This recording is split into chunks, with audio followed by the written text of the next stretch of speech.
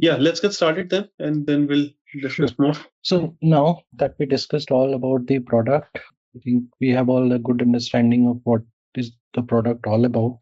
Now moving into individual steps and little bit more in detail on the e-document flow, breaking each level into more granular details to understand what happens on screen and even on the background. So we'll go through each step to understand how the system behaves and what is the response. So first step, very much we all are aware of this when we create a source document. And again, as a part of legal requirement, according all the accounting record, let it be sales or purchase, everything has a footprint of an e-document if we configure that. So we would need a e-document to be generated in the source system, be it different transactions if you have using FI or if you're using SD, you create the billing document and or invoice, you will have the subsequent e-document generated. We discussed a lot about it and how does it get generated.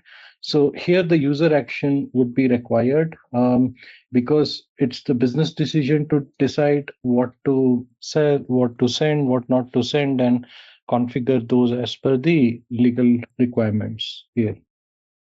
Now, what if this step itself is skipped? So then there would be no accounting record, there would be complete audit failure, there would be no source document, e-documents will not be generated.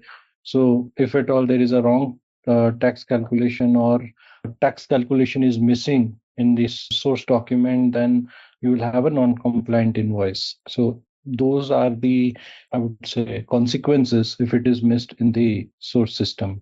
Now, why we always refer that an e-document is automatically created. So it's always good. There is no, it's a reduction in the manual effort. Also, we do not want to have any errors when somebody is creating it explicitly manually, and also the sheer volume. So many companies would have volumes of invoices for which e-documents should be created. So scaling up is also one factor. So that's why this behavior is being chosen that an automatically e-document is created. Now, again, one basic question, why we are having this format that for each accounting document or each billing document, we need to have, let's say, e-document there. Why not use the same source document? Why is this architecture or why is this design SAP has adopted, or why SAP has chosen this design that for each accounting document, let's say a replica of e-document would be created. Why cannot they use the same um, document from source? I'd like to hear from the audience your thoughts. So they need to reformat or rearrange. The regulations are entirely different based on where the destination would be, right? The country specific and all other stuff, actually, isn't it? That could be one of the reasons. But invoices would be anyway country specific, company code specific, right? Anyway, your source document is just getting converted to any document. Then why a separate document that is needed from the source? Maybe documents may not be required to e-document process. Could be one of the reasons. Advait, repeat again the question. So my question is why the whole mechanism of the replication or copying, let's say you have an accounting document or invoice, why SAP has chosen to replicate another document as a e-document, which will be generated when you have, let's say, an invoice created. Why cannot they use the same invoice? Why cannot they just pick the same invoice and process and follow the whole step? Because end of the day, the authorities or the customer just need an invoice. So why they have created another copy, calling it as an e-document? But that may be to trace it back. Let's say, suppose you need to come back and verify whether a e-document has been created and sent to the customer or to the authority. That is like a staging, some kind of cross-reference if you need to look back.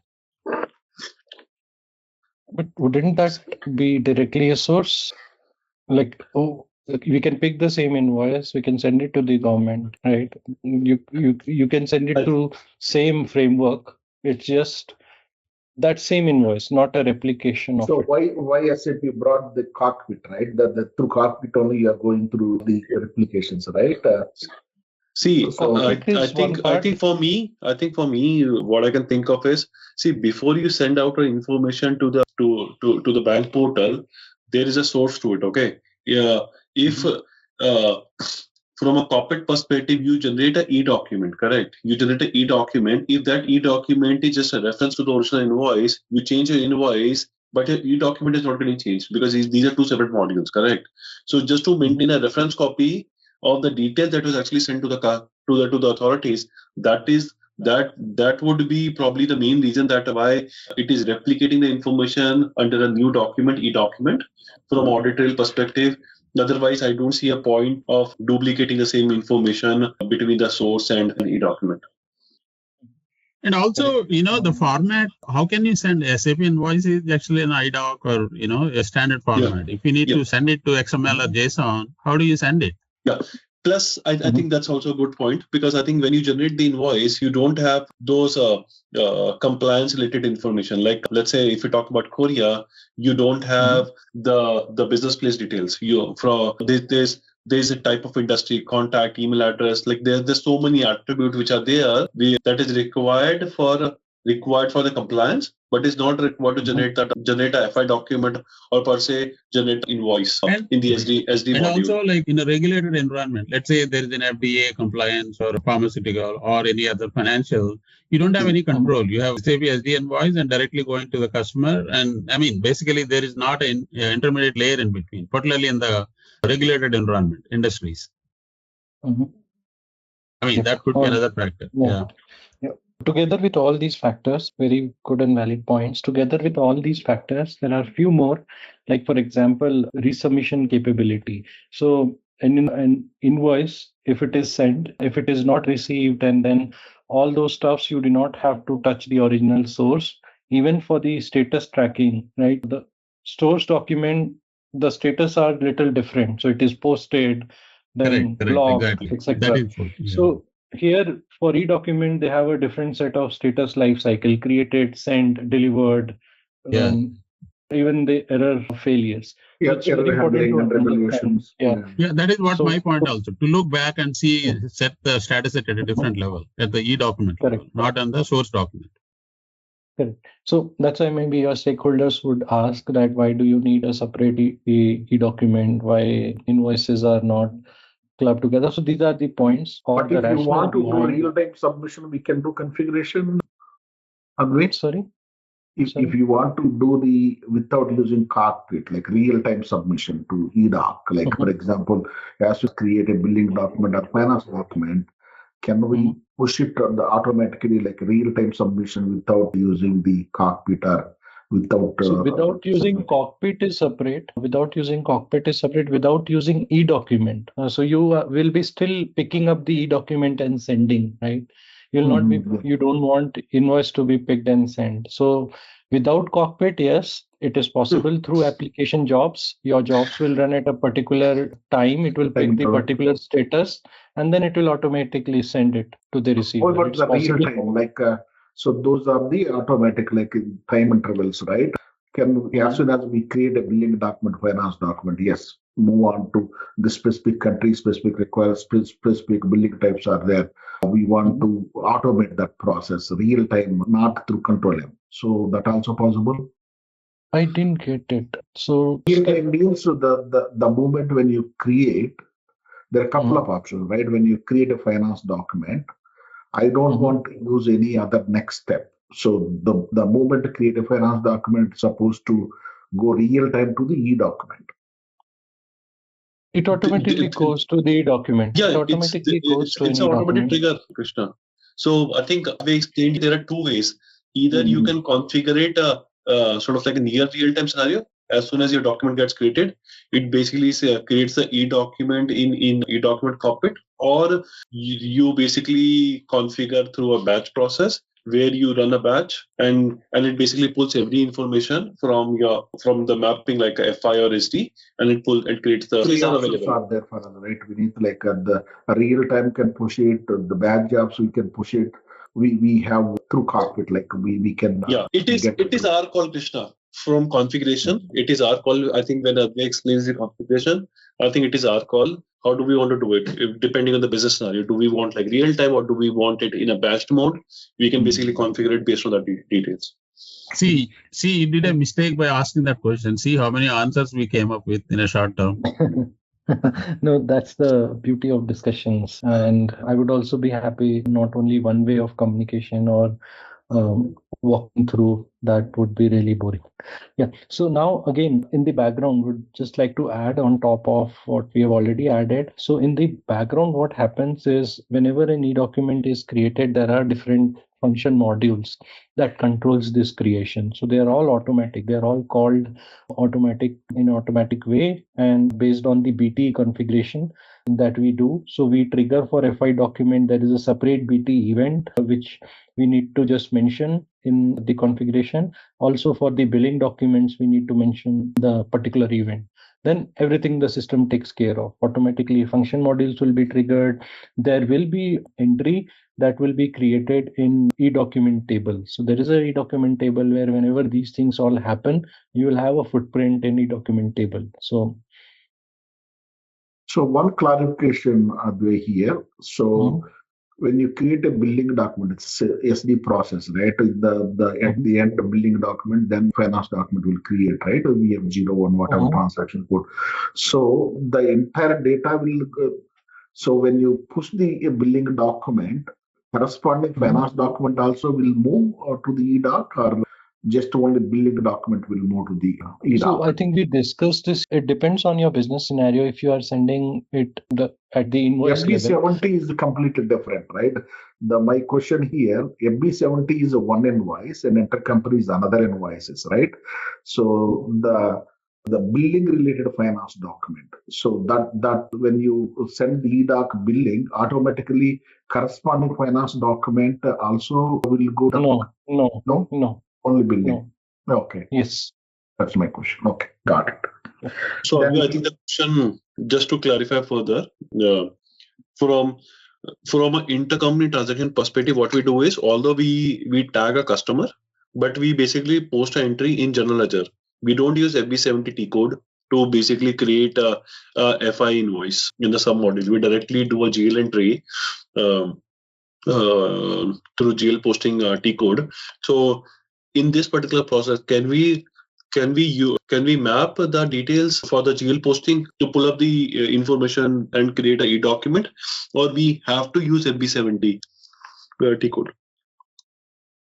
So actually, I'm not sure about the intercompany scenario. But we can show you. We can show you. Okay. FB1 generally we use, but we can do that during our exercises. Yeah. I think let's do one thing. Let's park the question in the parking lot, and second half of the day, if you're able to complete the content, we can discuss it in detail. How do we handle that scenario? We can show you a sample document from our system, and you can just confirm us that how do we map that out, or we can basically push that for next week if we want. If we want to just understand the configuration this way, probably we'll be able to figure out that scenario ourselves. I think we probably will be. Then what would be great is if in the chat you can mention the scenario. Maybe I'll pick it at the end of the day. I will also check on my side if those, because these are scenarios which I have not worked with in my experience. So maybe I'll get back to you after discussing with maybe relevant people whom I know who could answer this, and then we'll get back to you. Sure. Thank you. Fine. So, yeah. So then again, we were talking about the technical mechanism, the BTs which will trigger, and there also there is no user intervention needed. And what would happen if the events or configurations are not maintained? Again, no e-document instance will be triggered. There will be nothing to submit. And also there is also what I know there is a possibility that manual creation is possible through one transaction, edoc_resubmit kind of transactions, but SAP do not recommend it. It takes a lot of manual effort. But still, if the legal requirement is there and the system is not able to create the automatic e-document, there are workarounds where we can also create manual e-documents through a particular transaction that I referred, edoc_resubmit. So there are things there. Then the next step is to submit the document. Now, here is why a user action is required and recommended is it gives a review opportunity to the end user to check the data before sending. So very limited edit capabilities provided, which is also only based on the countries that recommend or countries from the legal mandate that recommend that e-invoices could be edited. It also depends again on the country acceptance, but there are very limited capability that e-document could be edited. But certain fields and also, for example, payment terms or few descriptions, etc., but not recommended at all. So there is where the controls lies with the business, and then they decide when to send, whether you want to send it immediately or whether you want to send it in a batch. So it also can be automated, like when you have a high volume scenario, you have 10,000 plus invoices per day. So again, this will be impractical that a manual intervention is there. Everybody checks all those 10,000 documents and then sell. There is a background job again, which takes this in a batch. So edoc_background job is again a program that you can schedule. You can schedule it in 2 hours, nightly batch, however you want to. And also there are some variants which you can configure there, like pick the invoices which are, let's say, I would say the amount is more than 10,000 or statuses is created, etc. So there are ways. I think you all would be knowing the batch job scheduling. You can go about in that manner. So and there are different validations that also can be done. There are different validation that runs in the background. So there are mandatory field checks, for example, VAT number, address, amounts. So system automatically checks for you before you submit it so that it prevents rejection. So there is also some checks, some basic checks is added. And the most important thing is the format. So the XML schema compliance. So every country has a different compliance for the schema. They have different naming conventions, acceptance of different type of XMLs per country. So that schema also, or the XML is also checked for the compliance that is per the business rules. Also checks few of the tax calculations, logic, business rules, etc. So you can also have a simulation kind where you can, so all these things happen to make sure that we catch the errors before it goes to external system. So that is also one value add from the cockpit side when we trigger submission or from the job itself. So both have the same logic. So anything which raises concern, it will highlight during creation or submission.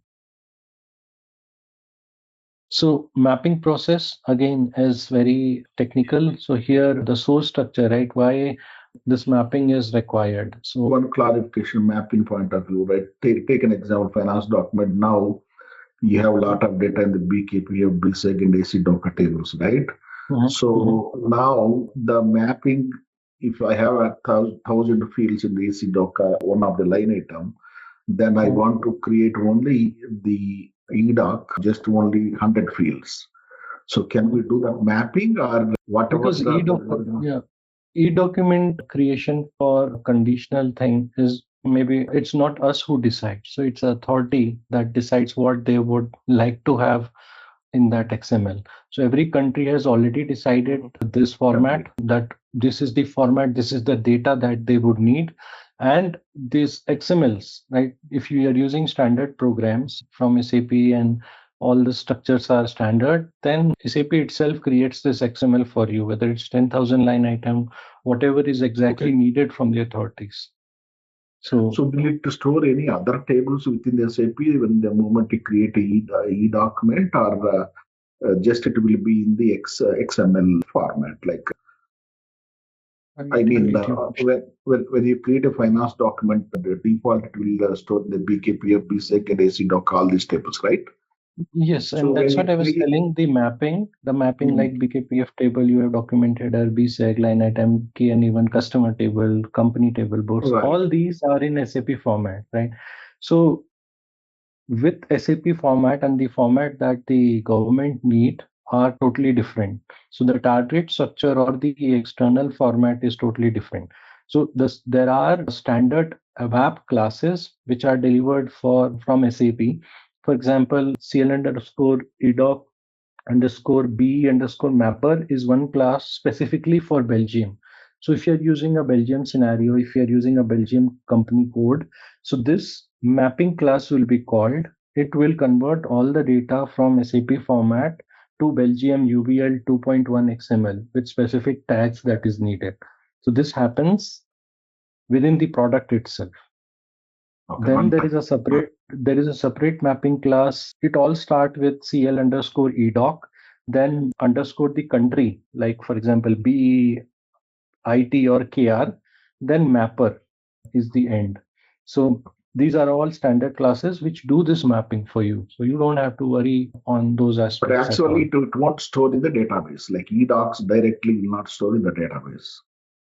But XML structures would definitely get stored somewhere in the database. Oh, I do not know the exact table, but definitely all these XMLs that is generated right from or mapped would be stored somewhere in the database.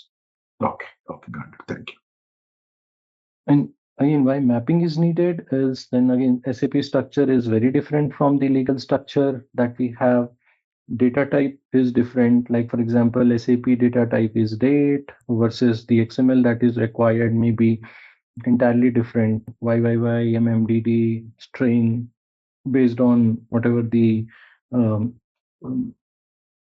government requires. So that could differ. The business logic, like for example, the representation of the document type itself is different in SAP, and how the government would be little different. So there would be definitely all these transformations. Again, code, different type of code, like tax code for SAP may be configured as V5, let's say, but for the authority, it will be something different, right? It will not be SAP terminology. It would be something very standard that they expect from everybody. So all these kind of mapping will happen. So then I think we covered this, UVL format, generating XML. Now, when we... Am I audible? Yes, you are. Yeah. So Advay, I had a question. Like you said, within the migration cockpit, there are certain add-on validations that are there, correct? So yes. As a part of this journey, we'll be looking at what all validations that are there per country wise. On a high level, I can mention, but difficult because these are all code level validations. So it are all class methods. Okay, why classes only? Okay, nothing directly or functionally we can see. No. Okay, maybe because I'll tell you. I'll tell you. What validation we are talking about? Like beyond what delivered SAP validations like wet ID structure and all. At the migration cockpit level also there will be certain validations that will that are there. So usually, like recently, like business have been like when we start doing integrations and all of these, and when things starts failing. So but what business asks us is, can you give us a list of all validations that are happening, so that before punching the data itself they can do the validation. So rather than waiting for the last minute and allowing the invoice to fail, they want those validation whichever system is applying upend itself, so that they can like do the checks in the form of some Excel validation or trainings, whatever it could be. So basic things are known, whatever would be the mandatory fields, for example, that the authorities are expecting, XML fields, headers. So those things are known, but there will be a lot more. For example, data type validations, then there would be currency, date, format validation. There are n number of such things would be difficult because all these validation happens at the code level. So for case by case basis, if we cover the generic scenario where we have a proper data, let's say invoice to be reported, you can also see in the cockpit if even it will take one round, you will figure it out whether those are correct document or error. Yes, it will not happen with every document, I would say, because these are the generic checks from invoice only. So, but if you need all those validations, then we need to go through each class and each item. No. Actually, like let's go into this in depth about the data. But basically, high level, like some fields, which fields are validated, we can come and do it at a later stage. Like if we think based on what all fields we are already going to take. So that's why I mentioned VAT number, address, amount. So whatever government expects, right? You can take it in that way. The XML that government has, they expect data in those tags, XML tags. Got you. So exactly those data should be filled. There shouldn't be any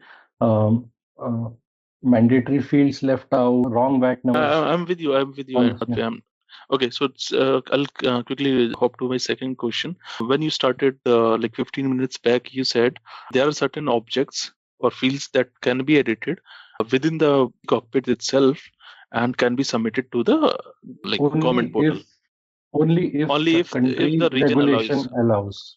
Yes. My next question, related question to this was, suppose let's assume it's any specific country which does not allow, which allows a payment term change or something similar. Do we need to? Will allow like description or language or something very maybe transactional. Related question is, do we need to do a cancellation of a document within the migration cockpit? And can we do a cancellation of a document within the migration cockpit, not actually hitting our SAP invoice? That means we are not touching the invoice. Oh, the answer is yes. Cancellation option is this. Yeah, cancellation option is there in the cockpit, but it would not be related to edit, right? I cannot relate it with the edit scenario. But basically, I'll put it in this way. Like Vineet was referring to something wherein there are certain text fields. Okay. So there was an SAP invoice that was created under using the T code VF01. Okay, there is an invoice number 1 that was created, and in your migration cockpit, you saw, there is a problem. Like the text or payment term is not as expected, but payment term is something that invoice picks at the runtime. Like, or maybe a text can be the best example. So there should be a text that should be supplied. So now we can just cancel the e-document within the e-cockpit and go back to our VF02 T code. That means edit or invoice will update the text like, please pay by XYZ, whatever, like we want to maintain it, and again come back to migration cockpit and create the e-invoice again, which automatically will eventually update. It will create once it is in cancel state. If you trigger 02, but we are not canceling the invoice. You don't. I didn't cancel you're canceling the e-document, basically saying only that this e-document won't go to or won't be picked up or won't go to the authorities. So that's a status cancellation in e-document cockpit. And then you regenerate e-document with the updated data. Yes, correct. With updated data. Okay. Yes. So then you will get another fresh e-document with the status as created. So, these scenarios are applicable when you want to update the remarks or basically update an attribute for a particular customer. You basically pull the details, pull up the XML or basically the tax view and see if the detail looks great. If not, then they will cancel the document and then update the details and then regenerate the document. That way, that's going to be the business process. I think going forward. That's what they were saying. Like Smart Bill is good at. Now it seems like DRC is already providing a similar feature. Yeah. Go ahead, Advay. Yeah, it's good. Okay. Yeah. So now coming to the people network, then again, after all these mapping, you have sent the document, and now I'm taking the example of the Belgium scenario. So it would go to scrolling is little.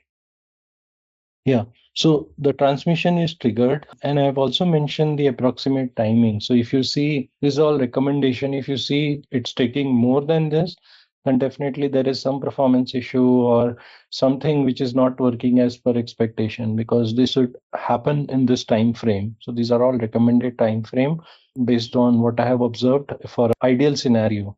So once it is triggered, once you have sent the document where it is the status would be mentioned as sending requested. So what happens after that? There would be, so where it should go. So it should go through it, as I mentioned, DRCCE. There is a service in BTP, DRC Cloud Edition. So once it goes to the DRC Cloud Edition, the end goal is to send it to the people network transmission. So why specifically people? So many people who are not very much aware of the European regulations or they do not know. So this is one of the EU standard infrastructure. So this is again not a particular proprietary network, but a standardized network from European Union, which mandates that any transmission which happens should be through people. So why again this thing? Because anybody who uses people can exchange very seamlessly with each other. They do not have to depend on any other providers. It's also certified, so you don't have to worry about security, encryption, data privacy, etc. So they have all taken care of. So here we have in DRCC iFlows, country-based iFlows that are already pre-built. So all you need to do is subscribe, choose the iFlow, and BTP takes care of it.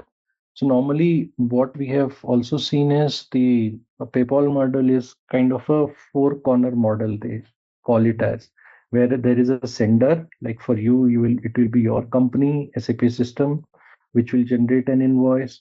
Another corner will be the sender access point. Like, can you tell what is a sender access point for us in this case? BTP. Exactly. So SAP DRC Cloud, you will have that sender access point, which will send the message on your behalf.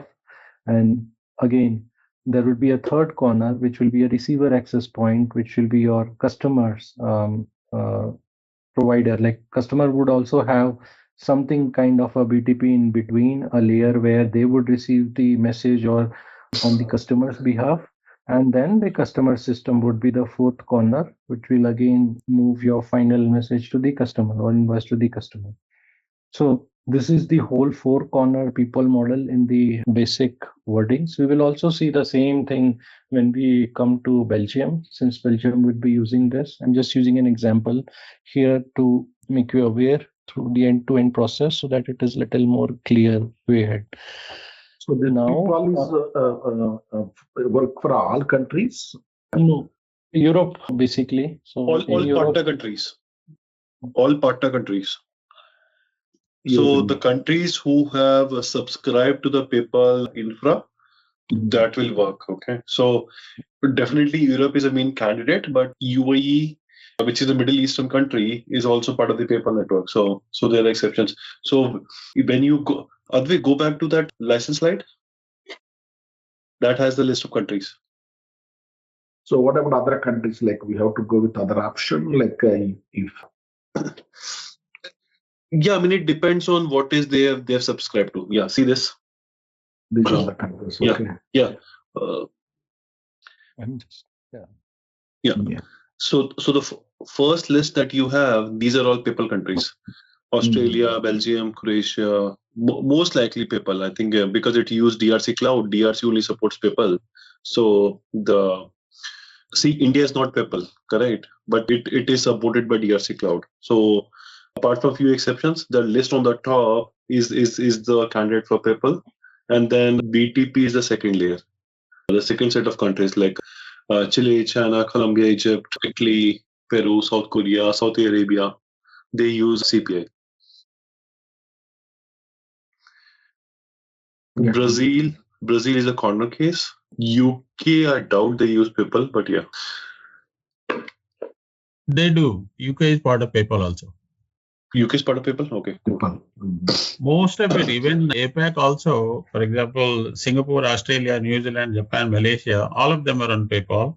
And Europe, almost all of them, barring only few, Australia, Belgium, Sweden, UK is part of that also.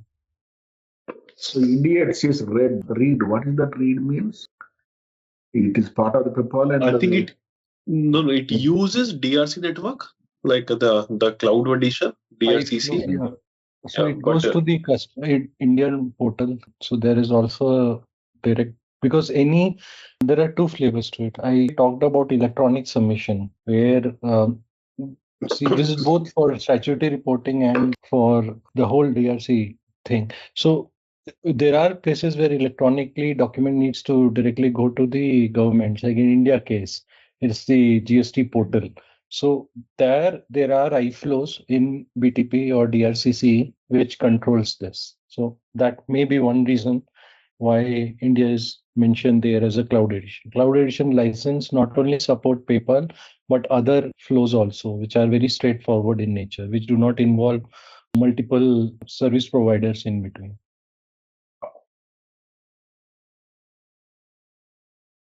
Let me figure out a list there, which basically bifurcates PayPal versus non-PayPal. Let me get that. Yeah.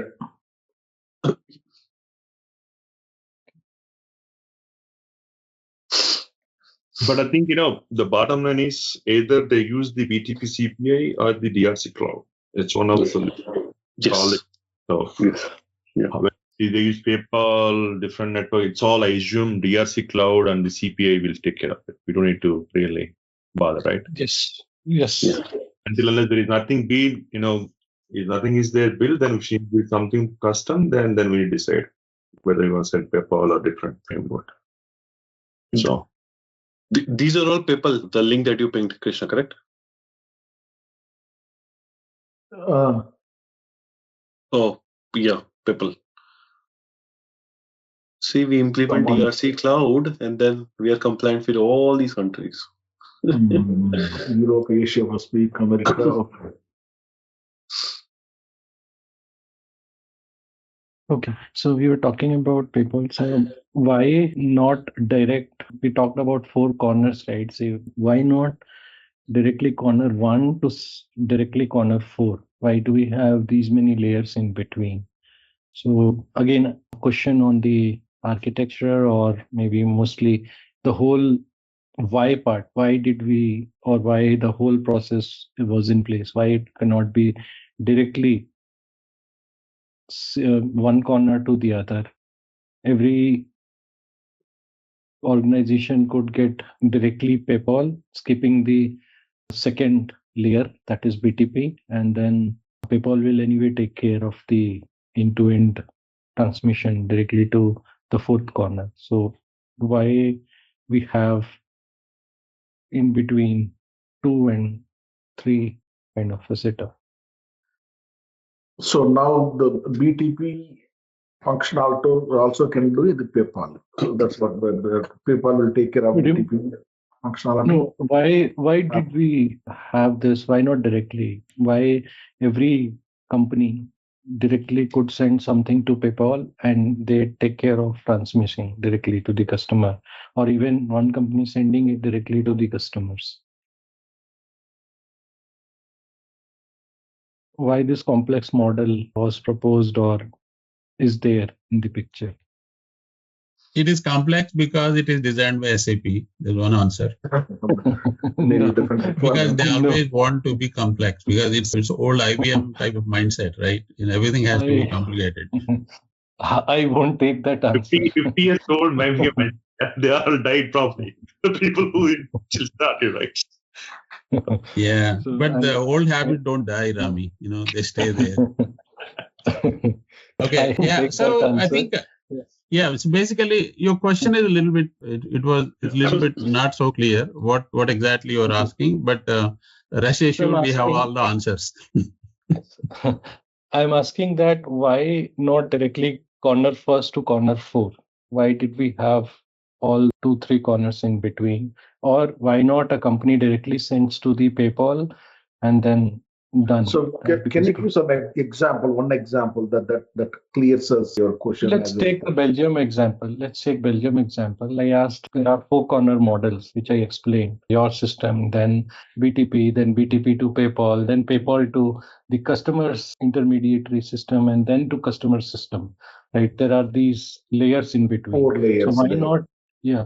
So why not directly send it to the customers or send it directly to PayPal? Why you have to go via more security? BTP? Maybe that's how we are paying. It's encryption and transmission and able to trace it back. There's so many things, right? If people are sending, let's say there are thousands of customers across the Europe and directly sending it to tax authorities, even for them to process also the traceability and encryption, for example, all the message encryption going back and forth. There are a number of reasons actually. It could be, having all of those layers in between. Security is definitely one of them. Okay, security, let's take about network protocol. Every company needs to have that expertise built.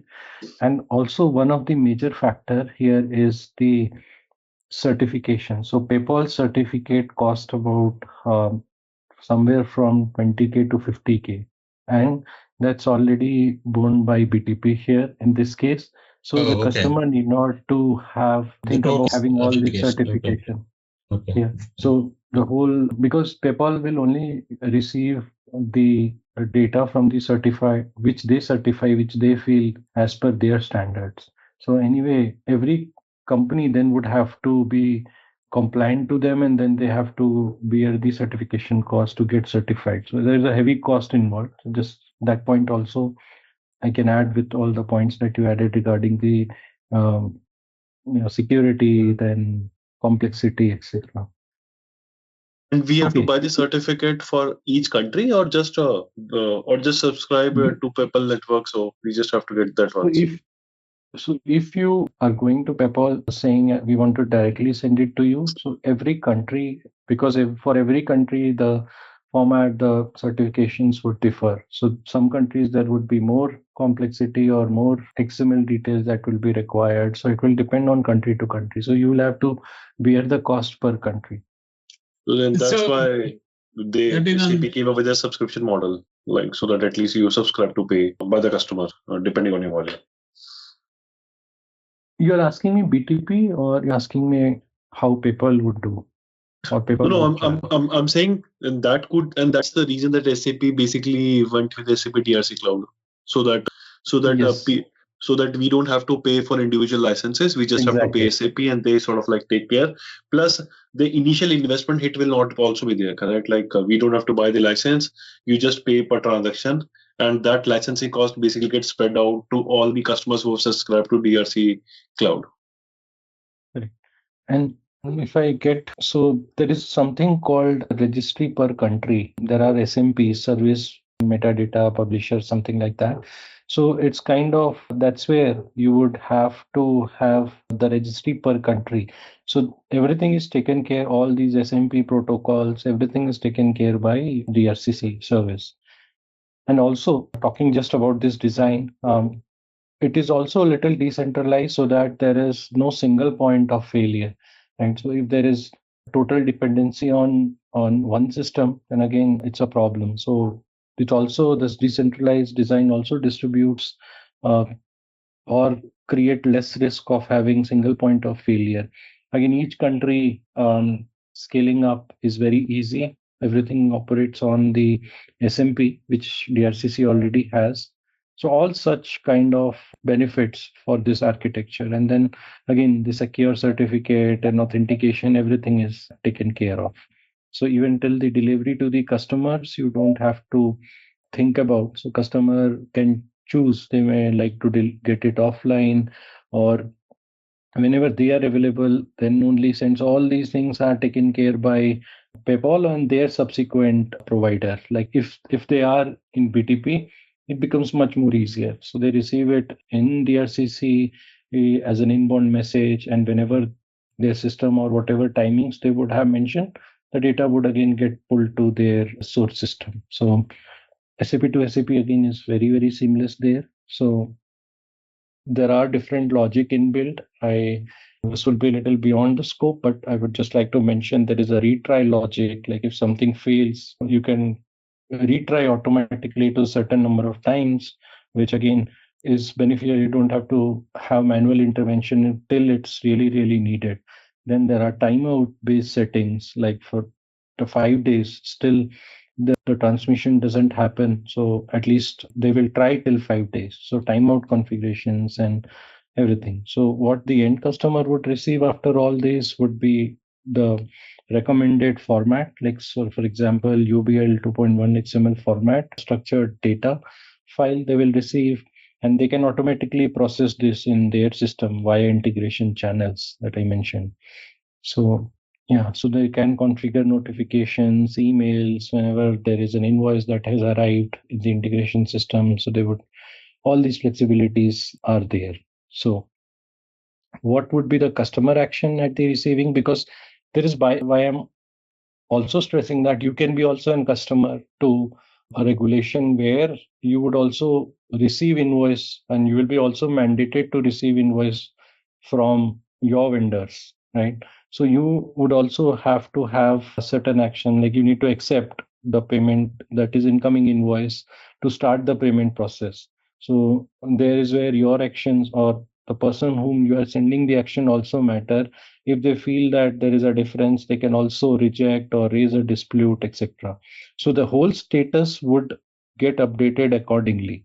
So if the customer have received the invoice, you'll have the invoice received status, then again denial, then denial, dispute. So all these things, all these status messages will pass seamlessly through this network and would reach to the source there. So giving again a typical Belgian scenario. So your e-document is created, your sending is requested, then it's sent to the access point, and then the last status would be acknowledged by the receiver or acknowledged by the access point. There is where the loop will close. So I think if I look at these timings at a high level, I think within 10-15 minutes, the entire process goes end to end, from generation of e-document within our system till getting received by the customer. Because if I look at our current process now, we are sending the invoices to the customer, but we are not sure because we don't get any acknowledgement from the customer. Unless the customer starts complaining that we haven't received the invoice, we'll not have like a definitive answer if the customer has received the invoice or not. But through e-document process, we are confirmed that yes, the customer has received the document, received the invoice, and we get the acknowledgement in the system. So, correct. Cool. And there are various status. There are not only direct statuses, but there are intermediate statuses also, like created XML, ready but not sent, sending requested, queued for transmission, for example. This is what I have seen in different scenarios. And also sent to the access point, DRC cloud received kind of a message, acknowledgement delivered to the customer. So that's the final status. So there are a lot of intermediate status which you would know, where if at all something is stuck, then there is also some refresh mechanism where you can have background jobs or updates. Maybe every 30 minutes of statuses, you will get all the latest statuses. It will also pass it on to your e-document cockpit. You can also do some status checks in e-document cockpit, refresh it if you feel manually also. So push notifications is also there. So normal processes, as soon as the DRC cloud sends the notification, it automatically is reflected in your e-document cockpit. So again, there are certain cases where user would also like to receive some asynchronous processing. So there are background job schedule. You may not want to receive due to various system loads, or because it also depends on the volume of these notifications that you are receiving and what load it will cost your system. So being an end user, you should also be cautious that whether receiving it at every time makes sense, or whether you would like to have settings maintained where you can also have it asynchronous processing, where maybe at a particular time all the statuses that has already been received will be passed on to your system. So because systems can be busy, can be certain loads. So all that flexibility, if it is being provided by the framework. And I wanted to mention that these all things because maybe as in when you scale up to different scenarios, these questions would definitely come in your mind at certain point in time. Then again, regulations, right? There are different regulations of archiving, audit trail, and all the things would come into picture. Archiving is really critical and it is literally not looked upon, thinking that it's the last thing. But legal requirement, if you look at, so for Belgium, what I know is there are around the retention of anything in the system is at least 7 years. So it's mandatory that whatever things, invoices, exchanges, or traces that you have should stay in system for 7 years. For Italy, it's again what I could recollect is 10 years. Korea may be 5 years of retention. So if you do not retain and if there is some audit, you may end up in heavy penalties.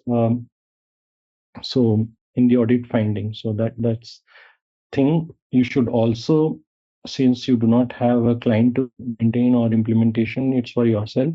So do think over all the archiving strategies. These archiving strategies standard to SAP, ILM, retention period, residual period, all these technical objects that would be needed to configure the whole archiving strategy. So what is being mentioned there is what should be archived, right?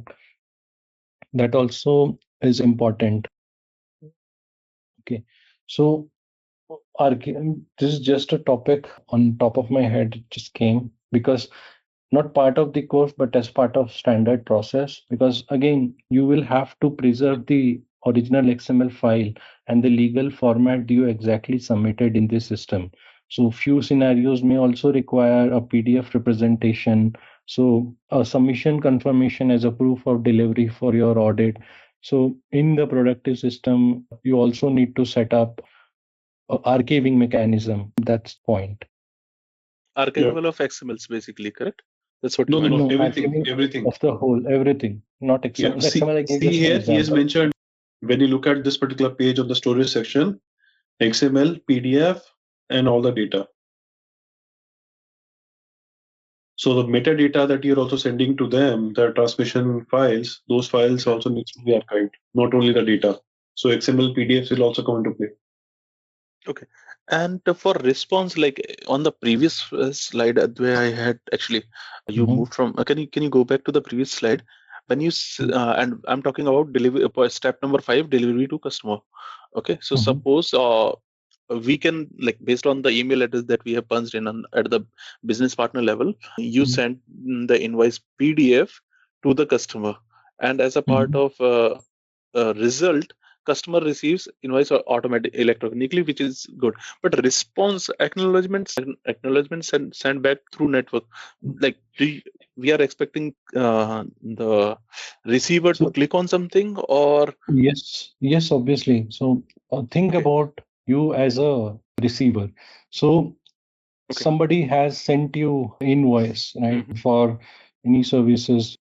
The invoice has come to you. So first you will pull that invoice, you will validate, you will see whether everything is as per your agreement, and then you will accept or reject, right? So that acceptance, if you accept, then the whole status would go back to the sender saying that the acceptance of this invoice has happened.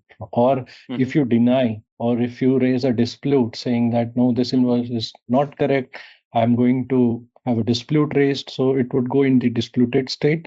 So the receiver would, so the sender would know that these are the invoice which are not accepted. It's not just matter of sending, but also matter of accepting from the other end, from the customer. Right? So, okay. Yeah. When you say timing is just 1 minute, so timing is just like the network speed timing, like that we are calculating. Yes. So Because the customer, yeah. So the whole process. No, I'm not taking into account if customer takes 5 days or 6 days to accept. The whole process should reach his system within this time frame. Got you. So that actually there was a related question, like, is there a statutory obligation, like customer has to give a response within 2 days, 5 days, anything like that?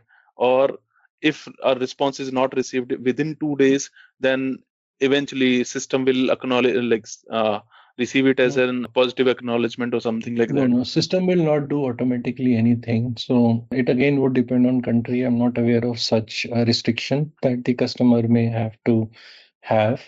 But system will not do automatically. Okay, then if customer doesn't respond, because he doesn't have bandwidth, then it will keep on. It will keep on in the received at the sender. Then you need to follow up. You will have those statuses from the document cockpit, and then you need to follow up with the customer to get that approved. Okay. And any compliances related, if that customer doesn't approve, then are we going to get hit by anything, or it does no compliances that depends on the country. So again, if at all, let's say Korea, then Korea has multiple SPs, and then NTS, the government itself, sends it. So there it's much more serious. When government sends something and you don't acknowledge, that would become a legal obligation. Yeah. Korea, basically for Korea, what happens is you basically send the details to them. Something. No, you send the details to the customer. Any invoice that you send, you have basically 2 p.m. the next 2 p.m. 2 p.m. next day to acknowledge or basically reject the invoices. If they don't reject, yes. So the ASP will send the invoice to NTS and then it becomes final. Okay, and sorry, and that 2 p.m. versus 4 p.m. is already decided by the government. That is it's a part of your compliance, not something that we wish for or the customer wish for. Okay, got you. And again, again, this is a criteria condition. Do we see this anywhere, or is it a part of the code itself? No, we don't see this anywhere. It's a part of the process. Government can change it, right? So it cannot be part of the code. So for the training, I have mentioned all these details or regulations, whatever I have knowledge with, but it's nothing controlled by code because it keeps on changing. So these are very dynamic regulations and it keep on changing. So cannot be part of the code. Okay, so do we know where we can see them these kind of because this is more over a user education. We'll have to educate our user that you'll be getting this is when we are deploying this, the actual customer will get whatever the time. Different countries, in different countries, if you go, for example, Korea. So if you go to Korea and if you go to Korean regulation, right, they will mention the whole process. Even they would give XML what they would expect from ASPs. ASPs would give the details of what data they want to get from your system. So it's all part of the regulation page. You can country-wise when you implement, so you need to follow all those regulations. So nothing in particular, not a single document, but country-wise legal page is the reference that we should go to. For this training, I have mentioned this in this document. Subsequently, you will have for these 4 countries, whatever is known, part of the regulations. I mentioned this, I've captured and put it here. But apart from these 4 countries, the best recommendation would be to go to the particular country's page, legal page or government portal to check. So because these keep on changing. And also from SAP side, there is a website which you should subscribe to is legal regulatory or regulatory change manager something. I mentioned in my first or second slide where I provided the details. So what this page does is any legal change that comes up in any particular country, SAP announced that. So all for example, Belgium changes their regulation. So you will get a notification that these things have been changed in Belgium. This is the time that you need to adopt. So they announced this through regulatory change manager, a portal where all you just need to subscribe that. And you're talking about a day 1 training deck, correct? Yeah, day 1 or day 2. There is a link where I mentioned that you have to have it. I can show you somewhere. I remember I have added that. This would be because this is something good, not only for our texting, but from the billing side also. At least we are aware what's changing. 1 minute, I'm just setup or the skill set setup, what you would need, which type of skills and what type of EDs normally you would need, just an estimation from my side. This is just that slide, so I'll try to get that. No worries, you can take that as a takeaway, like if time permits. No, it's already there. I will show you. There would be link. Just these are one of the notes, and then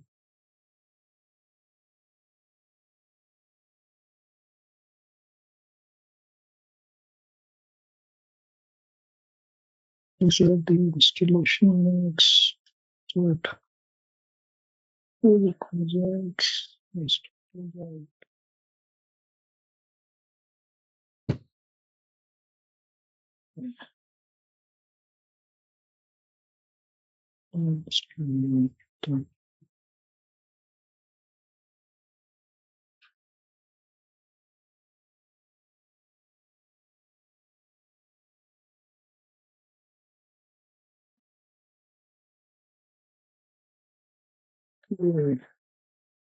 just I hope I'm not missing it.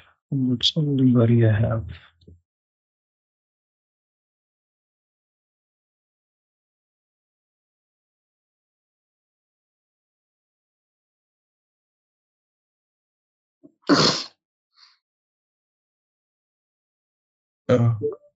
So just give me a second.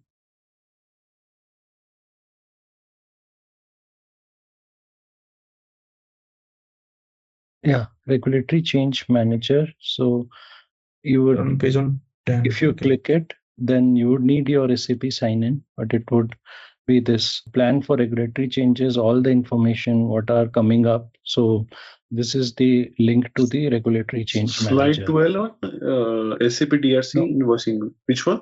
So it is this one, SAP DRC in day 3 to 4. Yeah. Okay. So DRC invoicing. This is, yes. Okay, page 12. Yeah, so you will have this. You can log in through your SAP S user, or then you can get the notification into subscribe, and then you will get the notification, any changes that comes up. Stay up to date. Okay. Okay, hope that answers. Yeah, that was really good. Thank you. Okay, so now e-document cockpit. So whenever you get the access to the cockpit, I showed multiple ways to access this cockpit, the older and the bad way to do that, and the new app called Manage Electronic Document. So play around with it. It's just a framework app basically to show the different application status. And for example, I hope this can, so you can see there we tried to make a hard code different scenario. We tried to pick some half scenarios which the vendor could provide, and at least I made sure that you can see few statuses, even though in real those are not connected to BTP. How would they look like in case of failure? If you have seen or not, we have received an email saying providing these details, but I'm not able to find the option to get into this Fury and all. Okay, so for the same reason, I think I have put screenshots, and you would have also seen how the whole cockpit looks. So probably struggling with this PDF. I'm not habituated to PDF type of presentation, but that's fine. Okay, so the whole the whole screen would look like this. E-document cockpit. You will have countries on the left. You would have the documents, type of document that is coming, their statuses and descriptions, and again from a business user view perspective, can we just, like, if we have like regional folks, okay, like let's say if we have the Korean customers, I don't want to show them the left part of that particular view. Can they directly get to only the right part of the view? So what would happen there, Vineet, would be, I've mentioned this in my first part, So there are concept of roles and authorization. So I have mentioned somewhere in my document, these are the roles, right? Company code level authorization. So in PFCG roles, you can control them. So only company codes that they are authorized to, they will be only seeing those company codes. Let's say Korea is 1000, then only Korea will be visible to them. Somebody who is only authorized for a particular company code would see them. Even to the org level, you can control the authorization, same standard authorization control process that SAP follows. So you can we do it at the entity country level? Like let's you say need a company code. You would need a combination of maybe country and company code. Okay. Because My company the reason code, that I'm saying is because Moody's is very heavy in creating new company codes. Okay, so let's say I don't know, like from Korea perspective, as of now we have like 3 companies. But later, if we add like another country, so where let's say in future, if we basically put up another country, another company code, but we still want the users in Korea to actually have access to all company codes in that particular region. So if it is at company entity level, then we'll probably have to update. Then how about security. org level? How about org level? Org level authorization would help there, right? Because all these company code would fall under one organization. We have not implemented org in our system. For us, the highest. But you can create the custom roles. Anyway, these are all custom. There are templates. So you're saying that you can create a custom role. You create an organization and then basically use that that way. Yeah. Okay, we'll have to play around on this one then. Okay, so we were talking about views. Because the reason that I'm asking is when SAP gave us the product demo for Korea, they didn't show us the left part of that screen where you selected the country. They directly gave the view that they gave us only on the right part of the screen, where you just had the transactions pulled in with those respective statuses for the e-document. Okay. Not sure why, but yeah. But every time you will have this view in all the 3 transactions. Yeah, and probably they would have because it's a slider, correct? Probably they would have hidden that particular piece at the left side. So the trainer server has been released. Vineet, I think that left side piece was there, but it only included the country name only. That's it. Screenshot that I have from SAP. I can quickly. Can I share my screen? Yeah, please go. Okay, you're talking about the slide. Okay, when he was showcasing. Okay, I didn't notice that.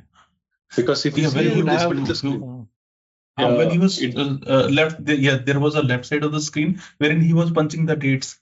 Do you remember? Like he was like sometimes not when he switched between the dates. He didn't got okay. So, but only country and no sales logs, correct? Or we'll be getting sales logs also. I don't think sales log level details will be there. So I took the screenshot while he was presenting that SAP guy, so I can see that. Okay. And country-wise list is there. Yeah. Okay. Then I think we're sorted. Then we're good. So while he's checking, like we'll need at the sales log level also for KIS and KSP both are part of the Korea, correct? That's where he was thinking. Yeah. I mean, Korea was an edge case, but I'm just talking about like general, like for let's say tax team wants to look at all the documents, correct? Or a collections team, like and these are like regional players, so they want to like look at for.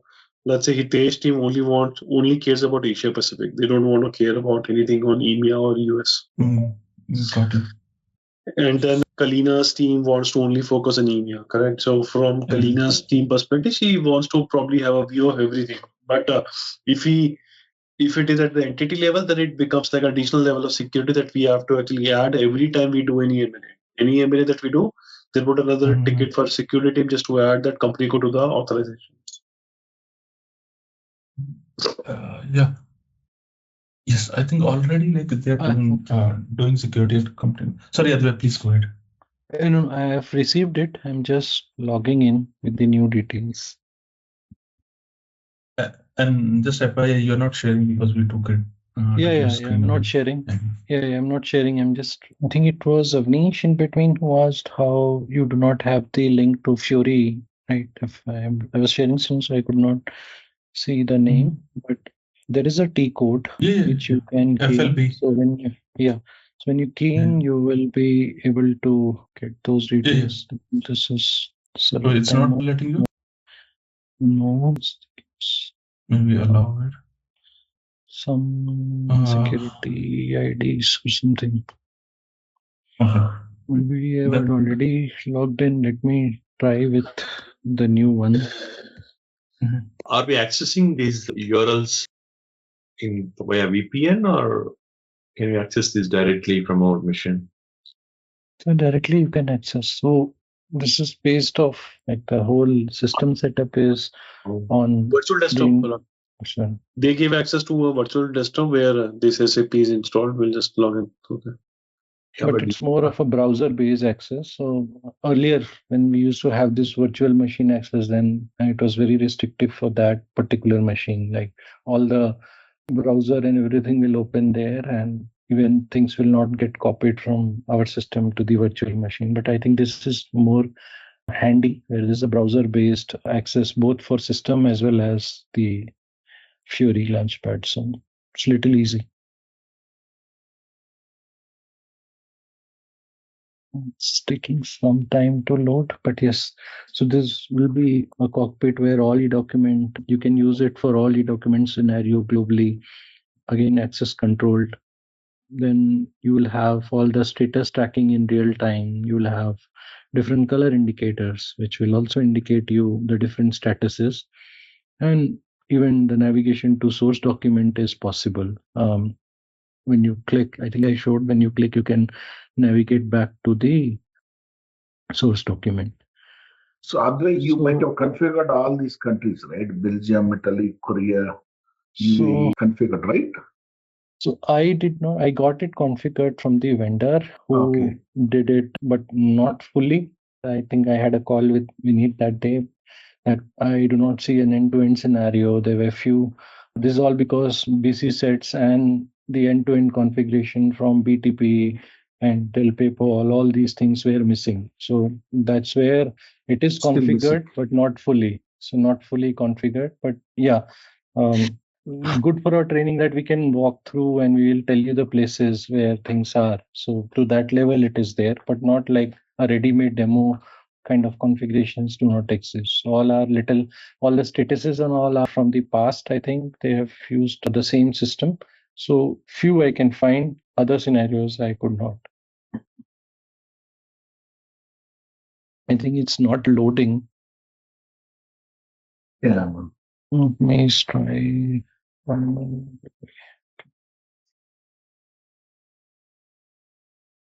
Oh, all my apps are also gone.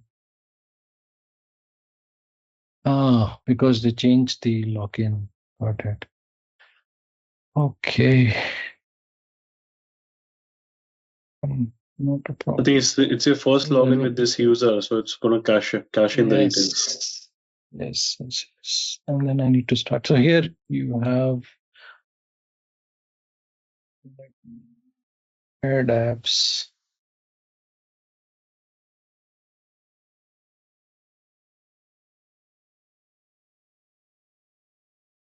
Actually, in the old user, I have kept all the apps ready, but I think now it is not even showing up.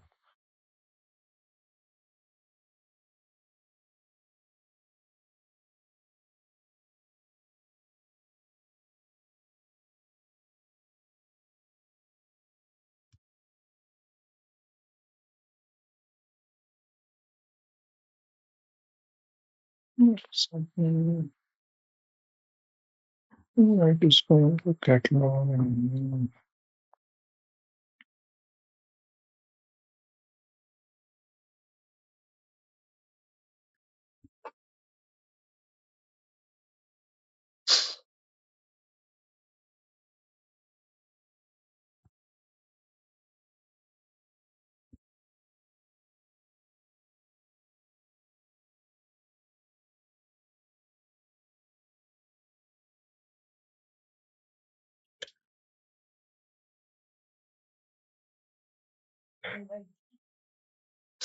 Primarily during your demo, we'll go through this manage electronic document only, correct?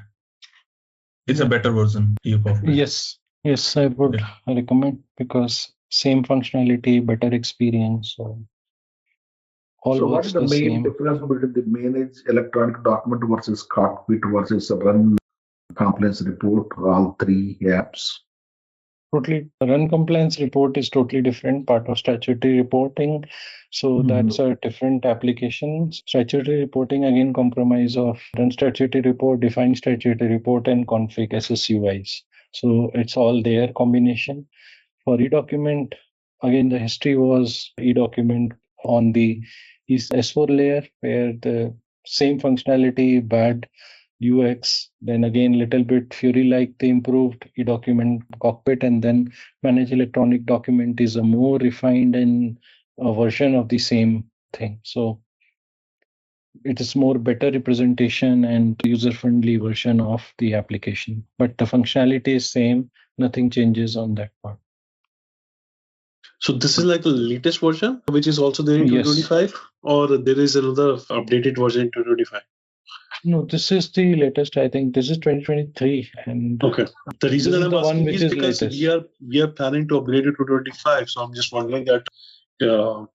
Let me check. You can continue. Let me check in the Fury app library if this version is supported in 2025. Okay.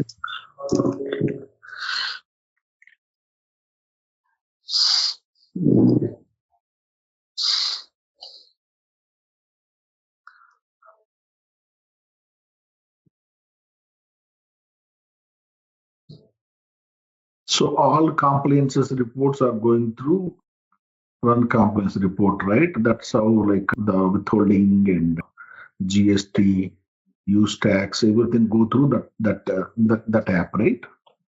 Correct. So that app is again role controlled. So let's say if you need only roles for US withholding, so then again tax accountant _US would be a role that will be assigned, and you will be having the whole US reporting access. So, and the one who has GL accountant some role, that means they can access all the country reports and they can see that. So yes, that is the app where all the regulatory reporting is done. I'm not sure all the documents are not loading, but I would still go with the errored one. I think they are loading it faster. So these are the status messages which you would see. They will not be perfect because they have been induced just to show that this is the way it would look like. There would be logs, what has failed, why it is showing red. It has been there for quite some time in the layer. So there should be, in an ideal scenario, the error message in the log. Attachment would be there if they have some attachment which would be bringing it on from the network. What was the error? What was the failure? So all such options are there. Looking at a particular invoice, let's say you have an option also to see the XML preview, where you can see, let's say, for a document, how does the conversion went? What is this document in the XML version? So that system is quite slow. Maybe Suraj, if you're there, or anybody from admin or corp. Oh yeah, please tell me. Yeah, the system is very, very slow. Maybe you can inform vendor that a simple transaction is taking too long. So is there something wrong in the system, or? Well, I have just taken a screenshot that it is buffering. I'll ask the vendor and see if they can sort it out. Okay.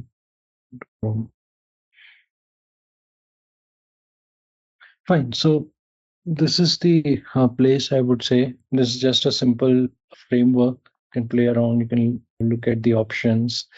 And there are few data for Hungary and Belgium. So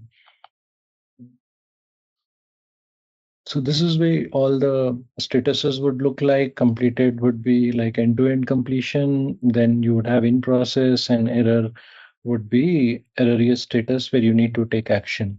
This again would, all these errors or the documents that are not sent would appear in the manage documenting and reporting compliance app that I showed, the central app to view one unified version of electronic documents and the statutory reporting part geographical wise. So there this all will be shown. So this is the a place where the clerks, billing clerk, or the day-to-day person who is responsible for sending invoices would come. So they can check the XMLs, they can check the HTML version, they can again cancel the document here that you see which is blurred out because it's loading. So not many options which you can explore. I checked this app is supported in 2025 version, so very good. This one and the other one, the cockpit, the CFO version of that app, that the dashboard app, that is also supported. Yeah, it would be because it's a higher version, right? If it is like 2020, they would normally discontinue a thing which they have already provided. At least they will continue it for some time. That's why they're not even sunset the older redocument version. So yeah, did load. But yes. So again, the cockpit layout here you have seen, you know how these things are. There's nothing very difficult in this. You can go through it. Maybe once you get the system access, right, you are the right experts. You can create a billing document and for B01 company code, and you see if it is not blocked, you would see that document flowing in e-document cockpit. So maybe you can try out that scenario once you get the system access. That will be a plain vanilla scenario. And then you can send the document, see what status it comes, and try to cancel it. All those playing around you can do with the application once you get the access. Okay. And that's this app server, if you put on the login pad, that is also not working. It's supposed to work in that way also from a SAP GUI? No, this should be kind of a remote login. So okay. They may have given you one link. So clicking at that link, you would get a virtual machine. There, the logon is already there. You need to add right. SAP But in the Excel though, it has said you should be able to add as an app server also to the SAP GUI. It doesn't look like that's working. Not sure. If you go to the other tab, right, web access and there's S423 FFA system tab from the sheet, it appeared as if though it actually can add to the app server. I tried, but it's not going through. I think the message server port is wrong or something, Okay. But the server is actually accessible. You can ping the server. Can we have that link? That is the app server, but it's not working. It's not working. Yeah, I think they are working there, isn't it? They haven't confirmed back with the new details. What is that? Yeah. They haven't confirmed the new details. I think the tech support team is still working there. No, we have checked with the vendor, guys. We have checked with the vendor if they are still working on it. And just to add here, since this is a test and a demo setup, there will be certain limitation, may not be exactly like the actual system. So once we get the clarity and confirmation from the vendor that everything is sorted, we will share an email with all the participants. Right. One question. So on the other tab, the one that is showing, right, Advai was showing on the Excel tab, is the app server config supposed to work on the SAP GUI or no? This one right here. Because the server is same. The one that he was able to, it was slow for him. It is actually accessing the same server, MTS App Server 12, the MedLab. Okay, so your question is if you can add the apps to the system. Correct, actually. Yeah, I tried that. It's not working. So is it supposed to work? Because as the tab says, you should be able to add an app server to your logon pad, and then with that instance and the zero client, it should go. I mean, that's not working. That's what my question was. Okay. So quick recap of the process, e-document process, how a day in life of a billing clerk, what they would do using this transaction. So if we want to summarize, how you would summarize this So what they would do in a typical day. So let's say a billing clerk in a routine would come there, would open the document cockpit, and then he would also, there is a possibility to have variants created. I think we saw somewhere in the earlier traditional app, there was a variant field. So there you can create your variants accordingly. So maybe as per your convenience, maybe you can create it for a particular field. Let's say create or pending submissions, or maybe a list of invoices all together. So however you want to save the variants, you can do it accordingly. Then maybe he reviews if the invoice is less in number, maybe he reviews those invoices, and then he would select all in a set, and he could also trigger the submit button. So then in the back end, the process would trigger, or the validations would trigger. And then if suppose in validation they found out that there are two failed which has invalid VAT numbers, so those would be highlighted as failed. It would not go through submission process. It would be in your system only, so that you can take the necessary action before sending. So maybe I showed a log, so you can view log of those errors, fix those errors maybe in the master data, or wherever the necessary fixing is required, resubmit. So then again, you can do this, you can close the cockpit, and then you're done. And again, if you want to go with the background job route, you can do it in the similar manner. So you will have application job interface, you schedule a job, and then maybe it would be on the logic that you want to pick. It will pick, schedule, and send it. So that's how this whole cockpit would be usable. So that's what is the backend program for the cockpit? I think we have one foreground also there, right? I mean, backend program for the cockpit, because if you want to schedule in the control M, the program and variant is required, right? Yeah, I'll cover that in AIF concepts, where the whole job framework, what programs, what statuses, and all to schedule. So that I will cover in the later part. So this is just from the app perspective, what can be done. Normally, this app is very much known. People just come here and use this app. So that's the app coverage part.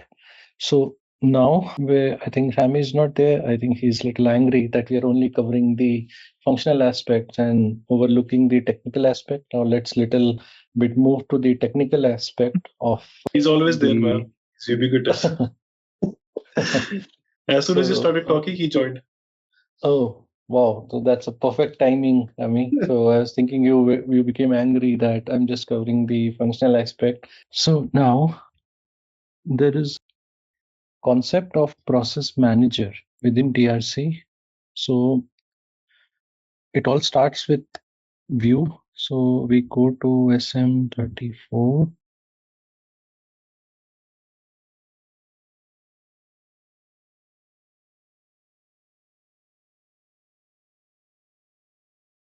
Okay.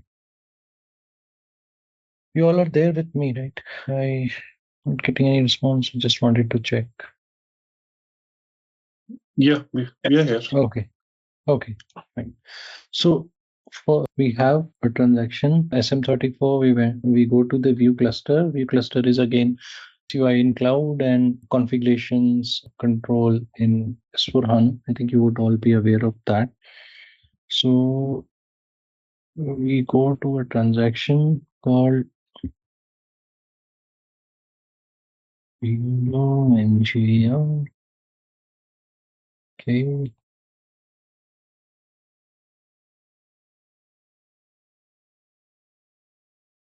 Sorry, PROC manager.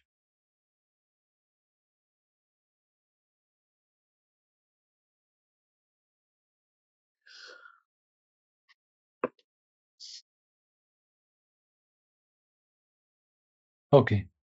So now, why this transaction, right? Process manager. Have you heard of this before? Or do you know this, why this process manager transaction exists? No. Okay. So this is the core, I would say, core of the orchestration layer. So without this transaction, so each country will have different workflow requirement. Like when I say workflow requirement, I'm just taking an example of Belgium, right? So Belgium, the whole process works as we have create, right? The first step is create the document, second is send, right? A simple process. For Italy, we have create, validate, sign, and send. So it's a 5-step process. So for Korea, if I go there, it's then again create, sign, send to ASP, confirm, then send it to NTS. So more or less 5-step process there. So if you do not have a central configuration like this, then it would be very difficult for each country to manage individual requirement for these workflows on the coding level. So in a nutshell, this is the core of all the steps that happens in e-document app. So this is the I'll say brain or backend or orchestration that all happens. Now, so this is all kind of in a app, what we know is these are all kind of a hook method. So the hook methods are again class methods where configuration is defined, what would trigger. So hook is nothing but a trigger. So the code is there in the classes and methods. So when you have configured, let's say create, and use it in a Belgium scenario, that means when the BT is triggered from the transaction, the create event triggers an document creation, and it brings on to the document layer. While you click on submit or let's say validate, then the whole validation classes, methods, ABAP code would call, and then this would be sent.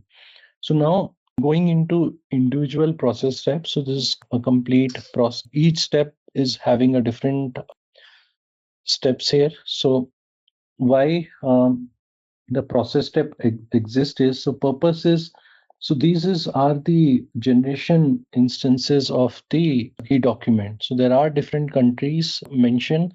There are reference procedures. So we already remember in the starting, we mentioned whether it would be invoice or whether it will be billing document or if there is a process involved. So with reference to that, what needs to be there in the system. So it's more of a generation or a hook method to automatically trigger the BT. So as soon as you refer to invoice, that means if a BT is configured, so invoice would be triggered in the system.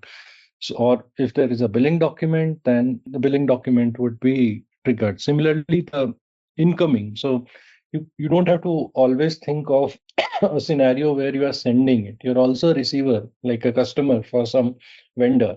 There, again, if your country scenario requires that, then you need to also have a method or a e-document process defined for incoming invoices.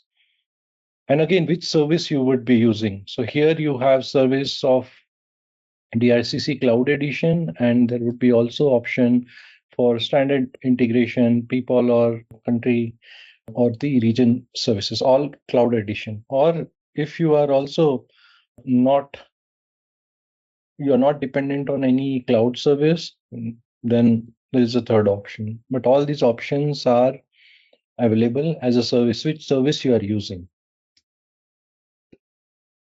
Yeah. And what is this is the first step? Which table is this one where we maintain this setup in SM30? SM34 view edoc underscore PROCMGR. PROCMGR. Process manager. Process manager. Okay.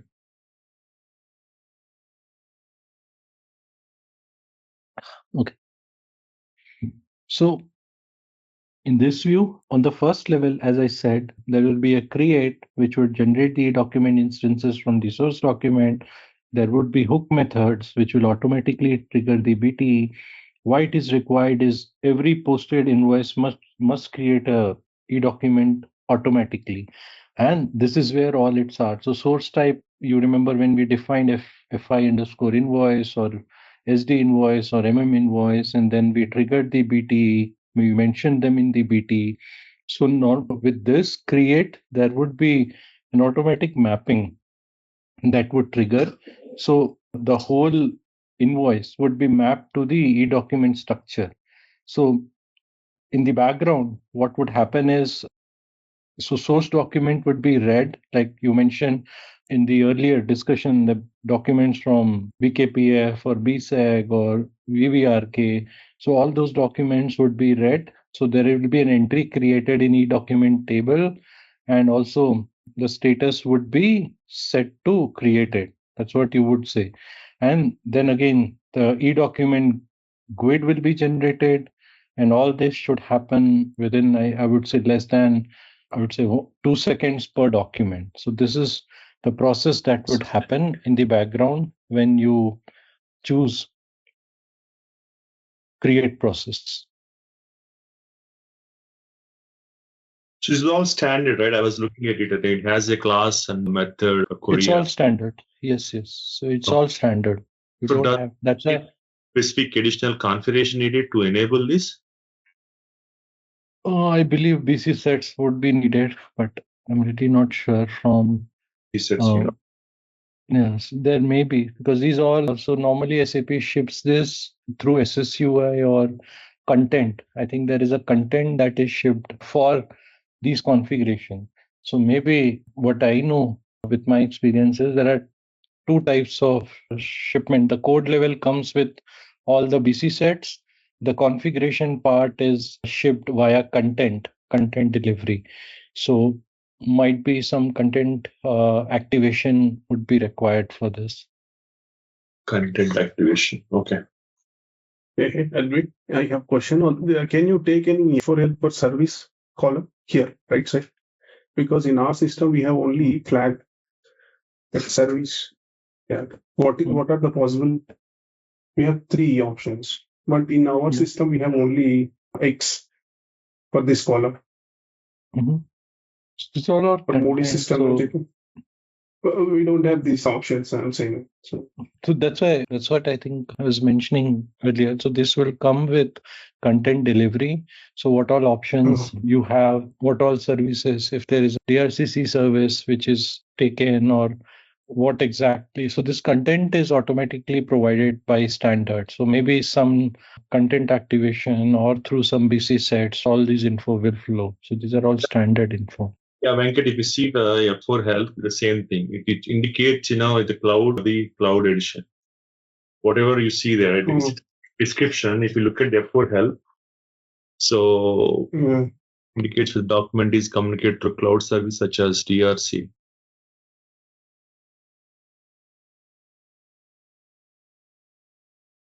Yeah, basically, if you submit cloud service, you need to configure some configuration. If that is the case, you need to choose this one, whether you are using a cloud or on-prem. If you're using on-prem solution, probably you should ignore it. Yeah. But I think our case, we're going to use a cloud one. So we need to have checkbox, active for the, e-document processes, like for the Korea and other ones. If I see the case of Korea, South Korea, it's blank. So, but South Korea, it's blank because DRC cloud is not supported. Korea, I think they're using integration suite. So that's why it's blank there. I think it's pretty much same. Probably, I don't know what version system they're using it, but I think it's all the same way. They're in 23, FS3. Probably they have the option to show description. That's why you see a description there instead of the key values. That's why you see the top.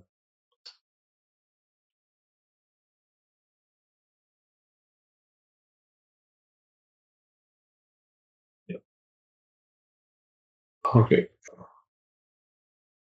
So there would be different, I would say, subsequent process. We can subtype all this process. Okay.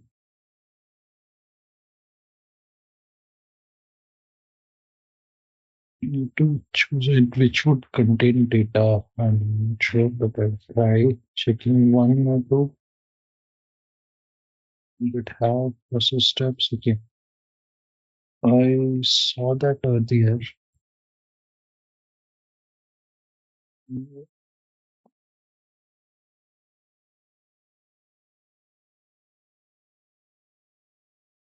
It should have, but not I Belgium is it there?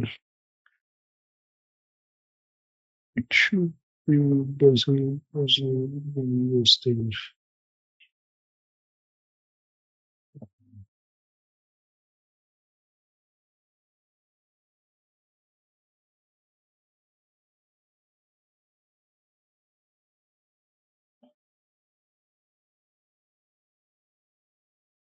We notice if I see the process tab, okay, nothing is defined. So we can define the process steps.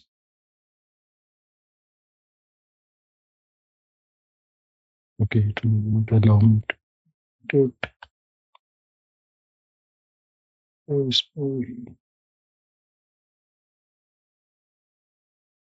So which process step like create, right? So there would be, they should automatically come from standard, like for Belgium invoice, which process step, which class, and which method. So there would be different standard classes that would exist. So normally this should be filled from the standard itself. We don't have to add manually.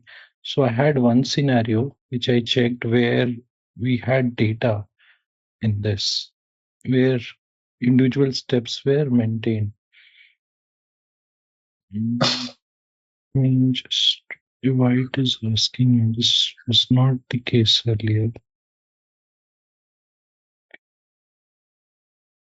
Okay.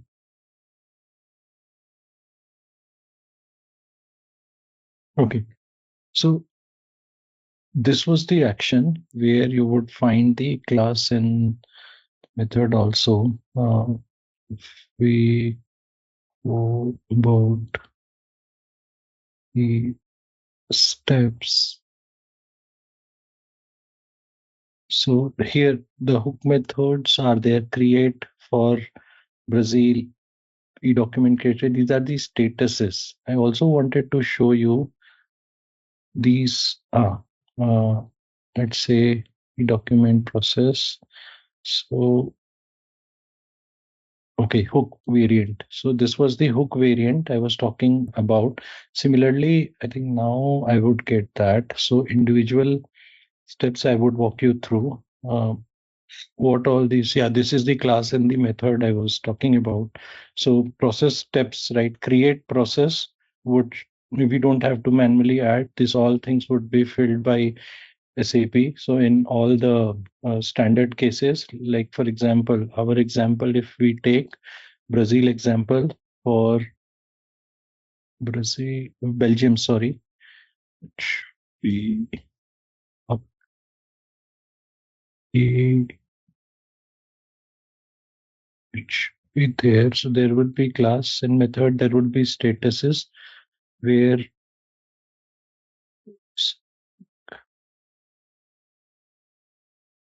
Belgium should be.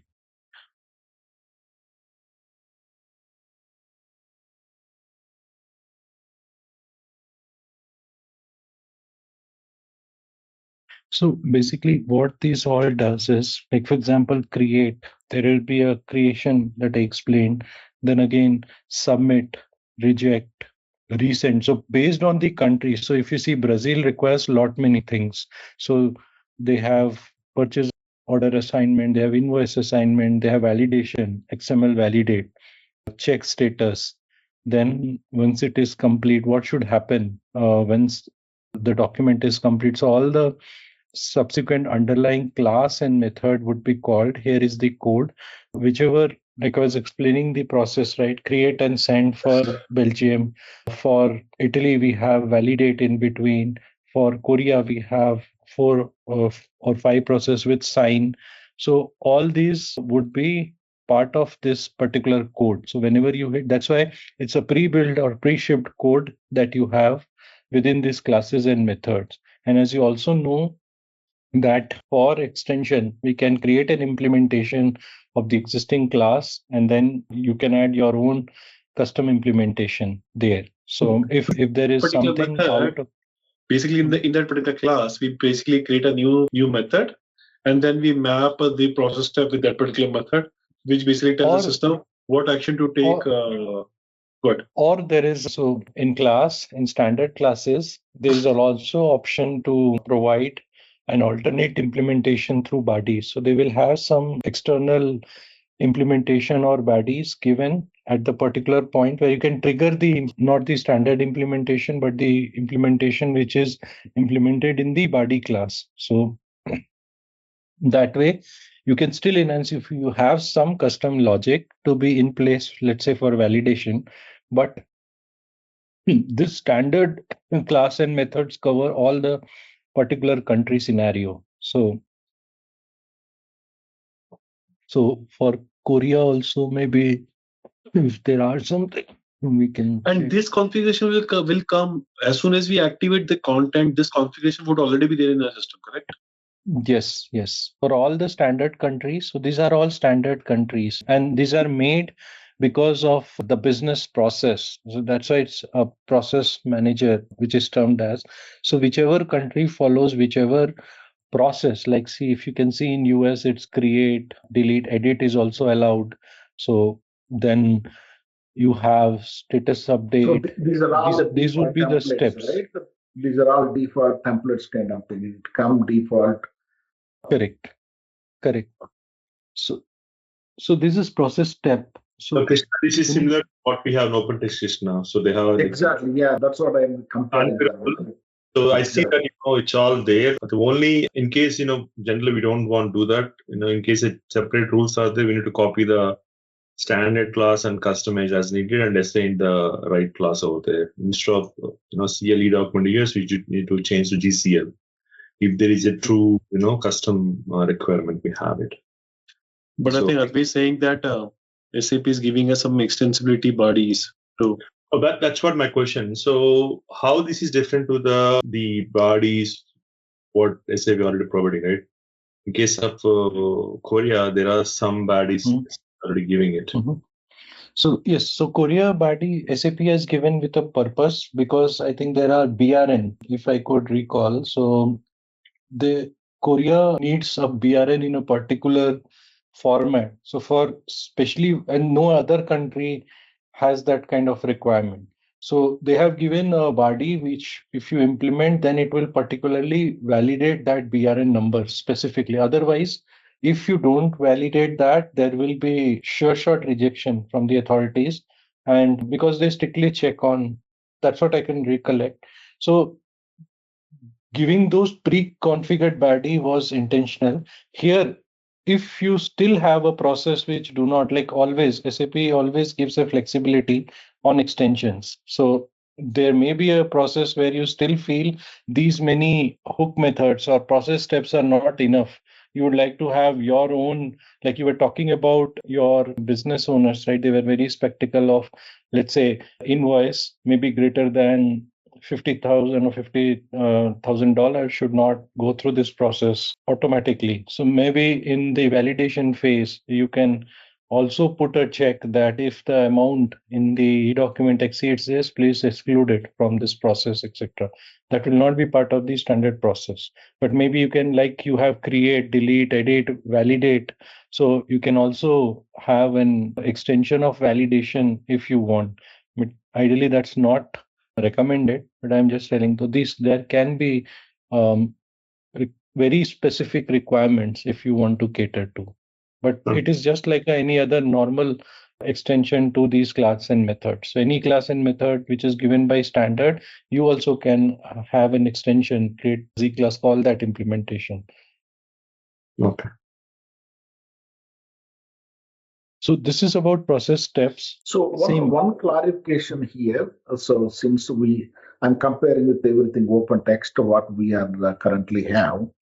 So The open text also kind of one type of document, right? That's what we are using, right? So AP side also similar way, like if I want to use the DRC configuration, AP invoices also go through the similar approach here. Then we can replace the open text.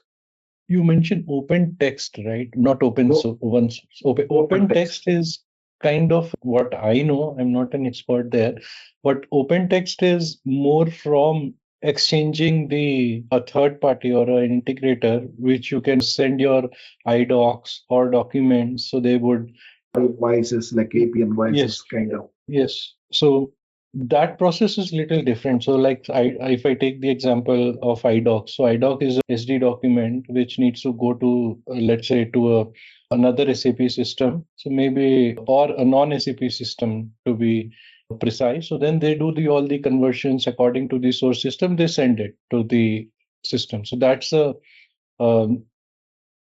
that's more of a conversion or the intermediary there. Also, they provide content servers to save the document and to process in between if they are getting generated. If we have all the open text functionality here in the DRC from the AP side, maybe we can, in the future, we can think about replacing the open text with the DRC. Basically, when vendor sends the invoice, it has to go through this and come to open text. Is that the expectation of thinking? In the open text, we can replace completely open text. That's what I'm thinking. What is it won't work? Two different things, right, Krishna? This is for the compliance perspective. We are generating these documents and government. Whereas open text is basically to process the vendor invoice, at least for government, right? So because it's similar to customer invoice, what we send. So we are creating directly there all the invoices. Now that's a totally different process. Different, yeah. You have to use open text. We cannot got it. I think open text context is for the subledger, right? It creates an AP transactions, AP invoices for you through the document scanning, whereas this one is taking a subset of that information, extracting the tags and doing the e-invoicing and compliance part. For this tool, source is required. Open text is providing a source. Exactly. Yes.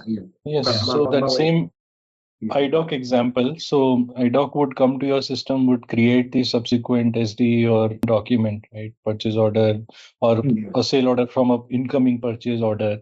So that's why I took an iDoc example. It's more of a business document exchange, kind of a source document which is getting exchanged. So this needs a source. I had a thought, but now you can continue on the flow, whatever you have right now. Okay. Got it. Thank you. Yeah. But I think, one of the questions they asked us does the DR supports open text? I think SAP replied it cannot support right now. Okay. So basically, Krishna, when we send to customer, it's invoice, right? Similarly, when vendor is sending to us, it's a customer. We are a customer for them. So they send the vendor invoice. So through DRC, basically from DRC, it directly posts the open text document. So it's not supported right now. That's what SAP says. Okay. Eventually, in the future, they may announce, but got it. We don't know. Yeah. Okay. We can, for Korea, we also will be discussing the inflow, correct? So I think we are discussing that particular scenario here. So when we basically get the inflow, for the inflow, what is the integration point? It will directly get the data directly to the AP submodule, or we can use open. What I know, actually, I have limited knowledge on the real customer scenario, but what I know is from the portal, right, from NTS portal, when you need to download or when you need to pull those incoming invoices, let's say from your vendor, then you need to go to the portal at a different or at a particular scheduled time. You need to manually download or move those invoices to your system and then continue the flow. So that's a very vanilla scenario which I know. There can be variations like automatic job which directly pulls from the government portal or and creates in your system possible. But normally the step what I have seen is government portal is the source where at a particular time some indication comes that some mail or indication comes that your invoices are already there with the government, you need to just use that invoice in your system, pull that invoice in your system, and then create subsequent document accordingly.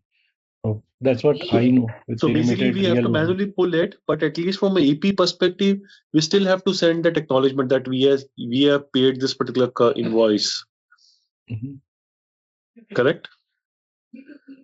Not sure, Vineet, here, like from the business side. So I'm just referring back to the earlier conversation. So when you look at when you showed us the activity guide, correct? You were saying that there are 2 points there.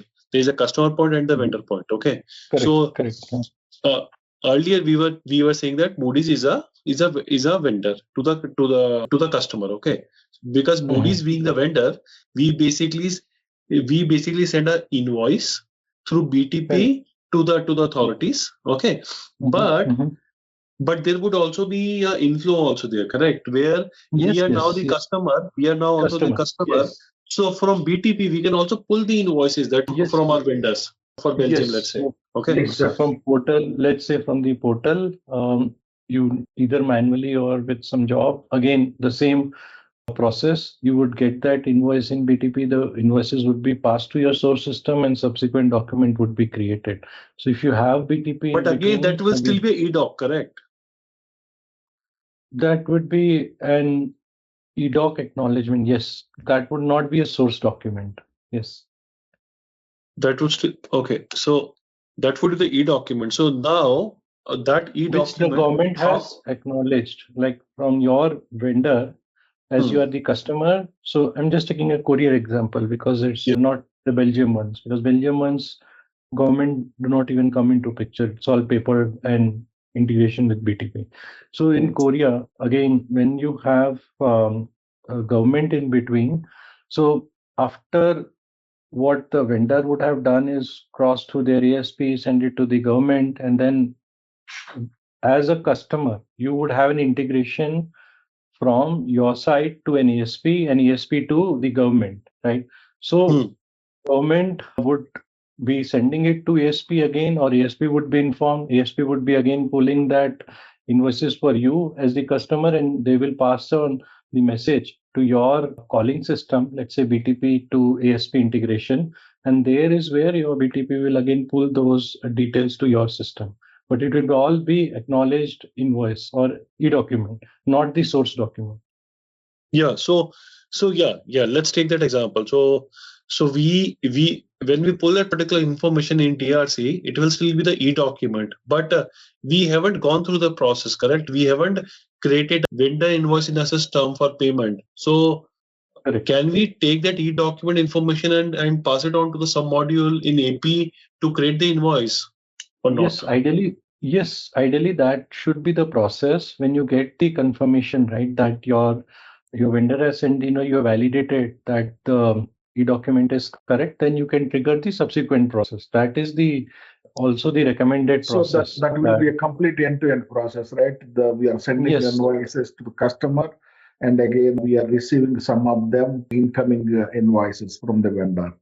Like.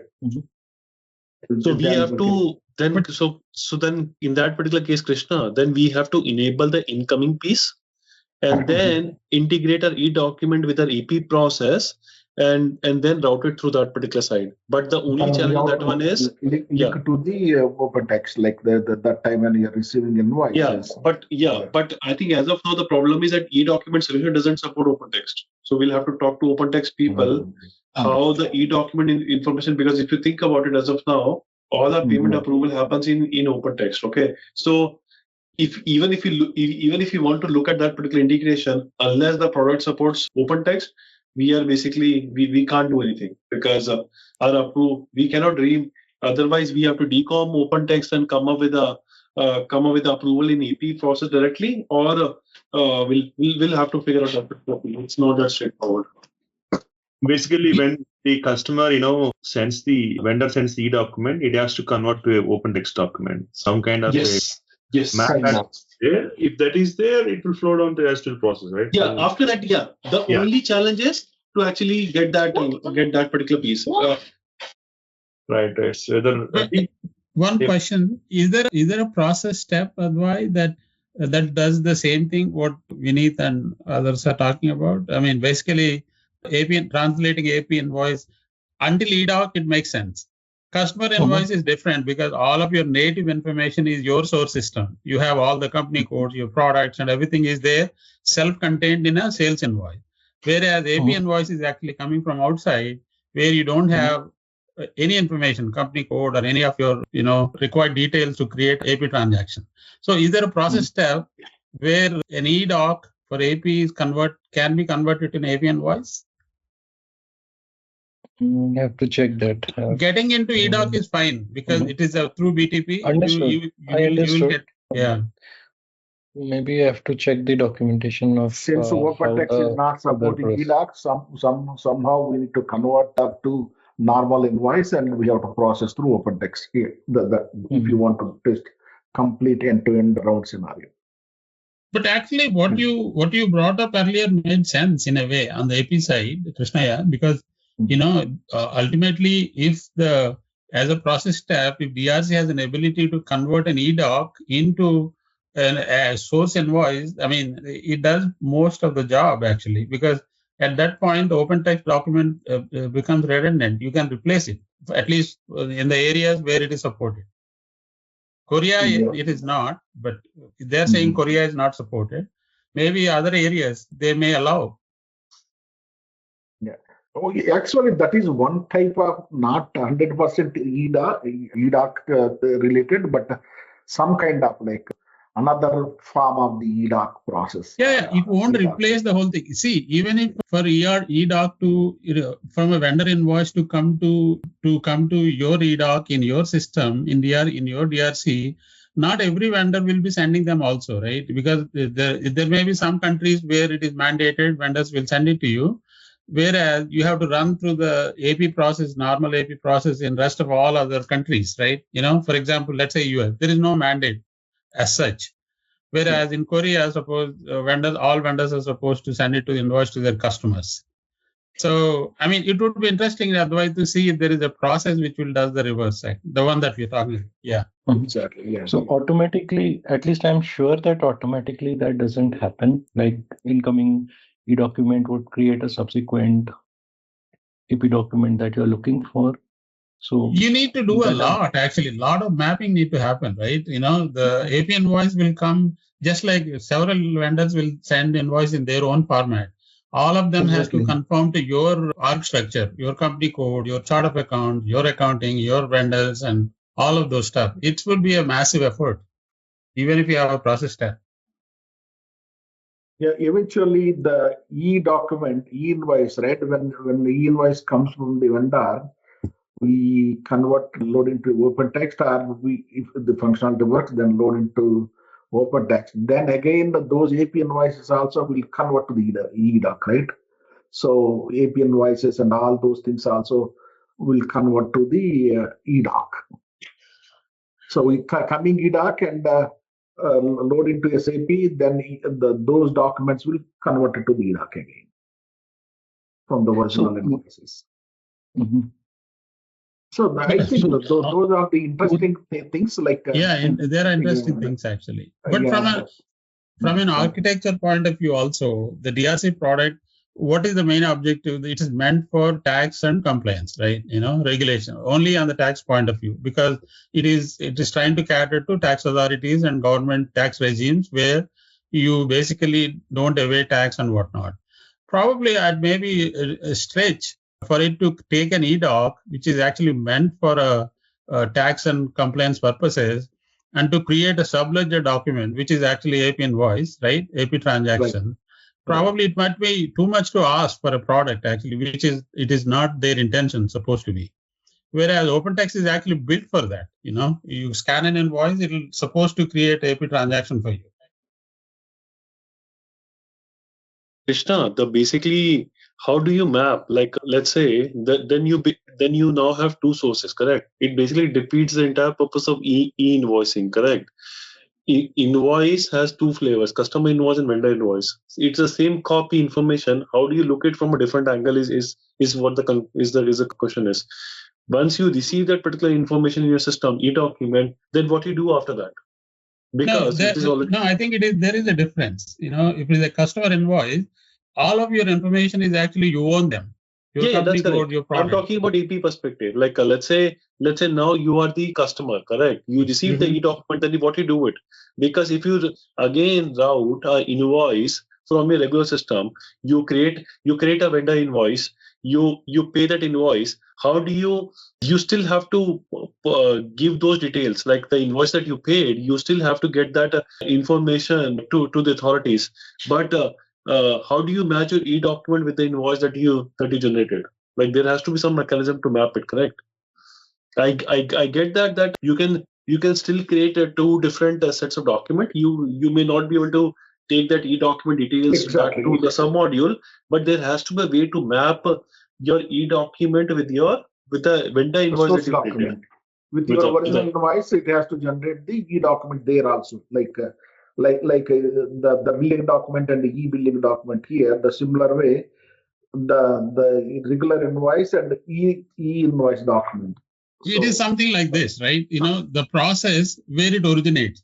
In your example, the process originated outside of your system because vendor has sent an invoice, actually, right? That became an e-document and it is in your system as an e-document. Whereas you have a vendor invoice in your system, whether open text or otherwise, you forced it, you pushed that through the workflow to generate e-doc by yourself, right? You are originating a e-doc from your side. Then if there is something similar document for the same vendor at the e-doc level, I don't know whether that is there or not. There should be a way to reconcile that, right? So for certain transaction, whatever that would be, I don't know whether DRC has that ability or not, but you cannot rely on DRC e-doc to create an AP invoice for you. That's what I'm trying to say. Unlike OpenText, which is actually exclusively meant for that, right? Yeah, because it has the original invoice copy, correct? Because it has the original invoice copy, and you're just mapping out the details. But if DRC will do, then OpenText will definitely travel. I think there's a gray area there. We'll have to figure out that particular piece, how the EP piece works, I think. Yeah. Yes, because that would be interesting to see if there is a process step which actually let you do that, like he's showing, right? The way the screen is.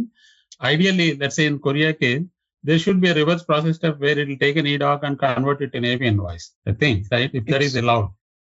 So it will not be like completely converted, but maybe there would be hook methods or there would be steps to at least map it, whatever. Read something like even our paper invoice in the OpenText is reading, right? When you have a paper invoice, when you scan, so our OpenText is reading everything. The similar way, e-doc also can read, but right now it's not capable going forward, or something like we have to do the connections there, like get the e-invoice and convert some relevant fields to, like we have interface, e-doc interface. Maybe we have to take the e-invoice and feed that e-invoice information to our custom program, which is creating e-docs. And through e-docs, it will create the invoice in OpenText, right? Something like that. So only thing we may need to enhance our custom program when we receive e-doc from the Korean point of view. Yep. So before coming to this step, Advai, there is something called a flag in the screenshot. There is something called a service. What is that? The flag, checked or unchecked? On the right-hand side on the chat box, Venkatesh has a screenshot. Or even before you come here, there was one step backward. There was a flag which says actually service, right? What does it mean? I think the version of SAP is old. So we don't have the option to select cloud versus CPI. DRC or DRC. Yeah. So for that, I think they are given the checkbox. If it is DRC cloud, then you have to check it. If it is not DRC cloud, then you don't have to check it. Okay. It's basically a mode of service. Okay. I think Rami gave the screenshot of that help page where they are saying that checkbox is for the cloud service, not check. We are just using like your own iFlows. Oh, okay. Yeah, continue. You're good to go. I think you're looking for that process step what we're talking about. I mean, if you find it is good, if not, just move on.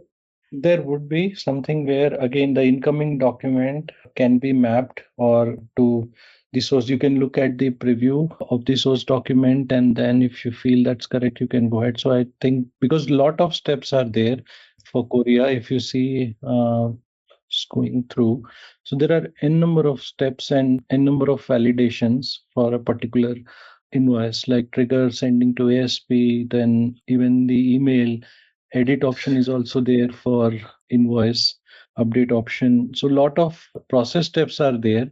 So I believe there would be some, because automatically it won't happen, there would be some process step for incoming invoices also, where your incoming invoices may be mapped to the source, at least the XML part, and then with that information, maybe there is option to create the manual FI documents or through batch. So there could be a possibility that the reverse process that you are mentioning should be seen.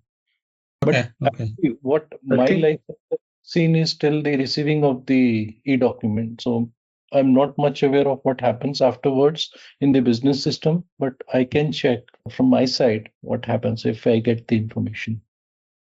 Yeah, maybe you can park it, like Vineet is asking you to park some things, right? So basically, maybe in the just chat, see if you can mention this. Yeah, what you can find out. At the end of the day, I collate it in my mail, the previous part questions also. So it would be good if you can just paste it on the chat so that I can take it at the end of the day from the chat, and then we'll provide the answers at the end of the session. So again, I think look like it has it actually. Just by looking at, look like it has that ability where you can map your fields and to create a source document in AP. No, it's not the case. This is only to send outside basically. When you create, these are the methods what we are showing here. No, it would be both. It would be both for sending as well as receiving. No, I think it does actually, Rami. Look like it has the ability to create AP invoice also. So you see AP related. So incoming send. So see, there is also some methods which will be send incoming, or maybe those are related to some status or real incoming invoices. Now we can it won't be status. It's a process step. So what should happen? This process step belongs to both areas, AP and AR, right? And that could be. Let's look at the case of Korea. I mean, let's look at the case of Korea. Korea, I don't see that, whatever is send you're trying to do here. Let's see in the map, in the configuration. Korea, I only see cancel, create, PDF, park incoming invoice, park invoice. Where you are looking, Rami? The same place. Here invoice. So request sending this place, I think. No, I think I'm looking at the Korean, in the process step is KR incoming tax invoice. Yeah, I'm looking at the one. Can you do a search here, Advai? Search for pull, PULL.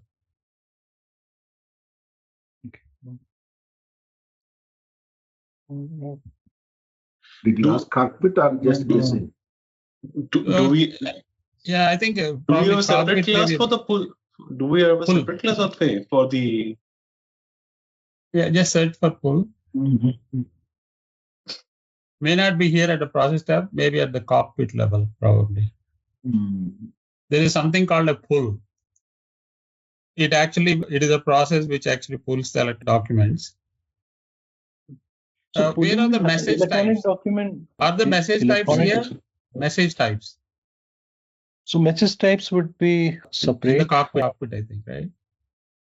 So if you look at the different message types, so yeah, it's if you can look for a message type, it should be called something called pull. Pull is different. Pull is anyway incoming invoice would be. Because looking at the code functionality, it's too early to decide. Can you move on to the next topic, probably? Yeah. Let us move on. Then we will. I think so. Yeah. Spend more time. Once we're comfortable with all the areas, then we can go complex one. Okay. So again, all these steps, there are not many, like for example, validate, which would again do the validation check, etc. So now we move on to the versions, right? Process versions. So why we have a separate step of process version? Can anybody comment looking at the process steps? Why do we have a separate process version? That is for, I mean, you can have multiple variations of it. Let's say you create one, you make some changes and create different versions of it. You can pick and choose which version to execute it.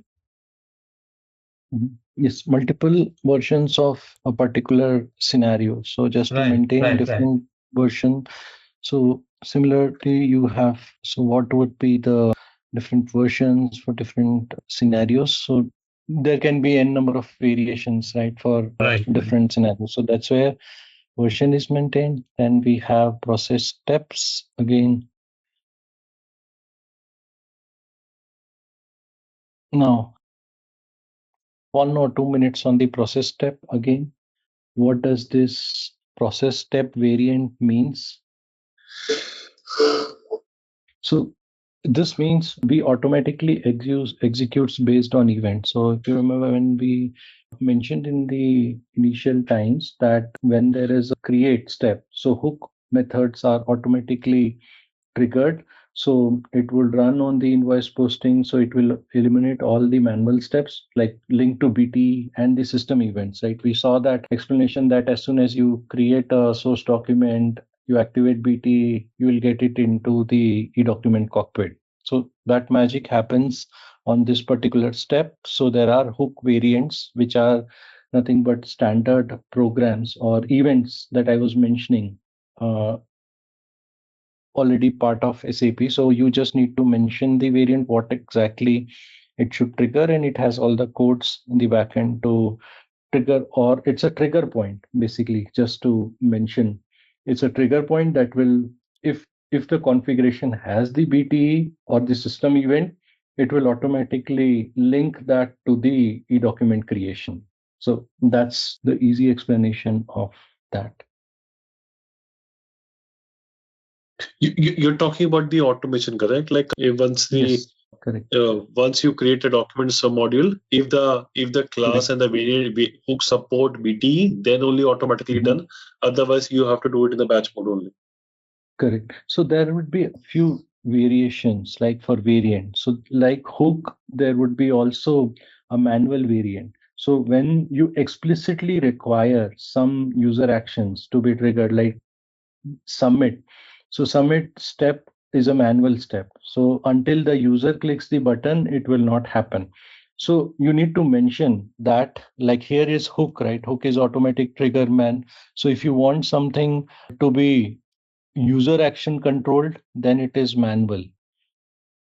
Similarly, cancelable variant. So there would be steps where cancellation is allowed, submit with cancellation. So user can cancel it before it gets delivered.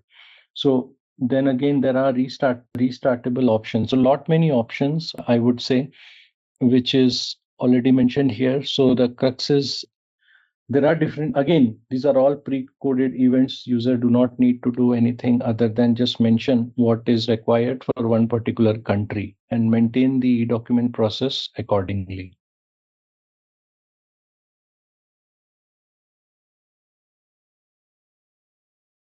Okay. So this can automatic BT can be configured for all country, or it is like country wise, like depending on the support country wise how they run it. And better, like you should also not configure it until there is a need. So use the country which you are going live with or which you are really trying to go live with, because again, as I mentioned, licensing would be a factor. Since number of countries you activate, the billing will be accordingly. So then again, the result description of each process step, what should happen. So either it's what should be the end result of the process trigger. So process trigger create, the code is CREA, and then e-document would be created. So likewise, all the error handling can be mentioned here. What if these code comes, what is the outcome of that particular process step? So for XML, like say request, so you have XML, which will be, this is request, right? Okay, well, request.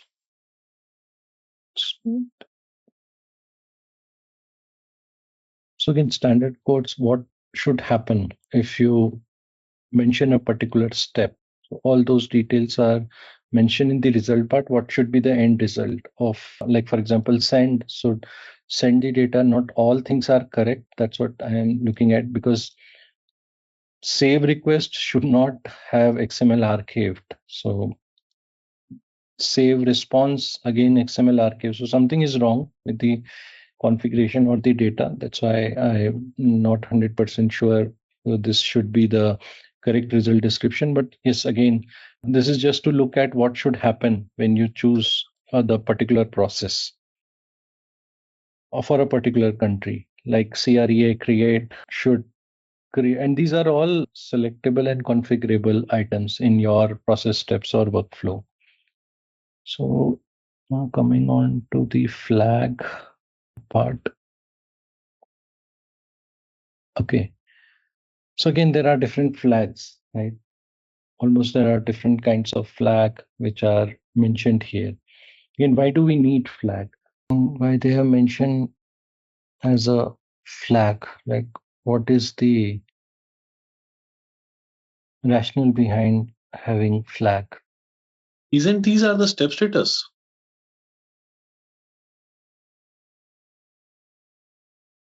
Yes. So everything is a process and then a step attached to that. So for example, created. But ultimately, for the system to understand what exactly, there would be a check in the system that would trigger that these are the flags or these are the actions that we need to take. So combination of multiple um, uh, storage or the trigger point. So that's where they have mentioned this as a flag in the system. So all part of configuration that will be used in the coding level. So all these flags, these should be mentioned as flags, whichever status you are trying to create. So it should trigger, it should intimate the system that this is now, if we take this as created, so system will take in the database as check as the e-document is created. So it's a link to the database update. Okay. This is just sort of like a table that the SAP is given to maintain the statuses. Okay. Correct. So again, flag status would be some 5 or 6 level checks, basically. Yes. So here again, you can maintain different flag in the different process variant when you want the step to be completed. Like for example, system to check send is communication is closed, it's done. So it's the last step maybe for your system that you have sent it from your system. And then there are levels of flagging, which is there. So it is like, for example, position 1 is the sequence created send. Then 3 is document sending error if there is any error or approval. So these are the steps or the flag positions where basically sequence. In the sequence, the status will change. Okay. Correct. So similarly, whatever is configured here, maybe you can take some time, you can look at into different scenarios. Like we will anyway revisit this when we visit the country specific and I think the version denotes that let's say in future, if the new sequence comes in, then you can basically add the same details with the new version, and then you can resequence the details. Correct? No, I'm asking. I'm saying the purpose of version is you can basically create multiple versions for a particular process. Correct? Like yes. If you want to change the sequence in future, you basically create a new version and then update the sequence. Correct. I think yes. We discussed this the same thing when we were in the step versioning, process version. So this is flowing from the process version. Here it is talking about KR invoice. Invoice, is there any related to incoming or just a naming? There is no meaning on the naming conversion like that. No. Definitely IV is the incoming invoice. So incoming invoice which is parked in your system. Type in SAP generally, KR is the vendor invoice, the standard SAP document type, right? So KR would be the country, then INV is the invoice. Okay, here the IC is the incoming invoice. IC is the incoming invoice. SF is the sending form. Okay. Some meaning is the okay. Yeah. So then again, flag check, a lot of similar process, then statuses is one. So these are the different statuses which are defined. What are the process status and what should be the subsequent description, rejected, created, sending errors. How is this different from flag? Flag is for the system to know whether it has already triggered or not. And this is the main description or the main, I would say, process definition of the status or the exact status message that would come there. So it's flag is just to check whether the thing has already happened in the system or not. Like for example, creation has happened. It will check that. Ultimately, the code will consider the flag and update the underlying table.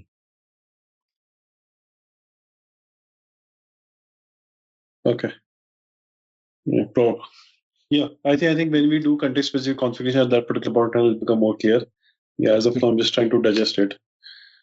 A lot many. So I think these are more or less standard. You don't have to do any particular thing. So this SAP has already researched, designed it according to different countries, and they have given a particular content, which probably if you have activated everything properly, all these things, nothing is expected, at least from the standard point of view. So if you're using all the standard processes, then I think that's what you were also mentioning, that Moody, until it's a clean core extension and although custom processes would not be entertained. So if you're using the standard, so nothing, just to understand how things are, what is there in the system, you need to just understand that, but nothing you would, it is not expected that you do these configurations for a particular country because all the flow is already defined by the governments, the steps are defined, and it's already there. SAP has already provided the complete standard content for it. Okay. Quick time check. We are at 2:15. Advay, are we on target to close everything as a part of the schedule? So I think we plan to start also the Belgium invoicing, but I think we can start it fresh from anyway. Introduction for Belgium, I wanted to start. I think I anticipated this would take a little less time. In case if there is an agenda. But it's just an introduction that I planned, but I think we can start it fresh. I think anyway in 15 minutes it would be difficult. And again, I don't want to start up any topic anyways. Yeah, we have day-wise topic, so we'll do Belgium for sure. Yeah. But apart from that one, day one is complete, correct? Like all topics are Yes. And more or less we can, even though because there are a lot of questions, discussions. So okay. Thank you so much, guys.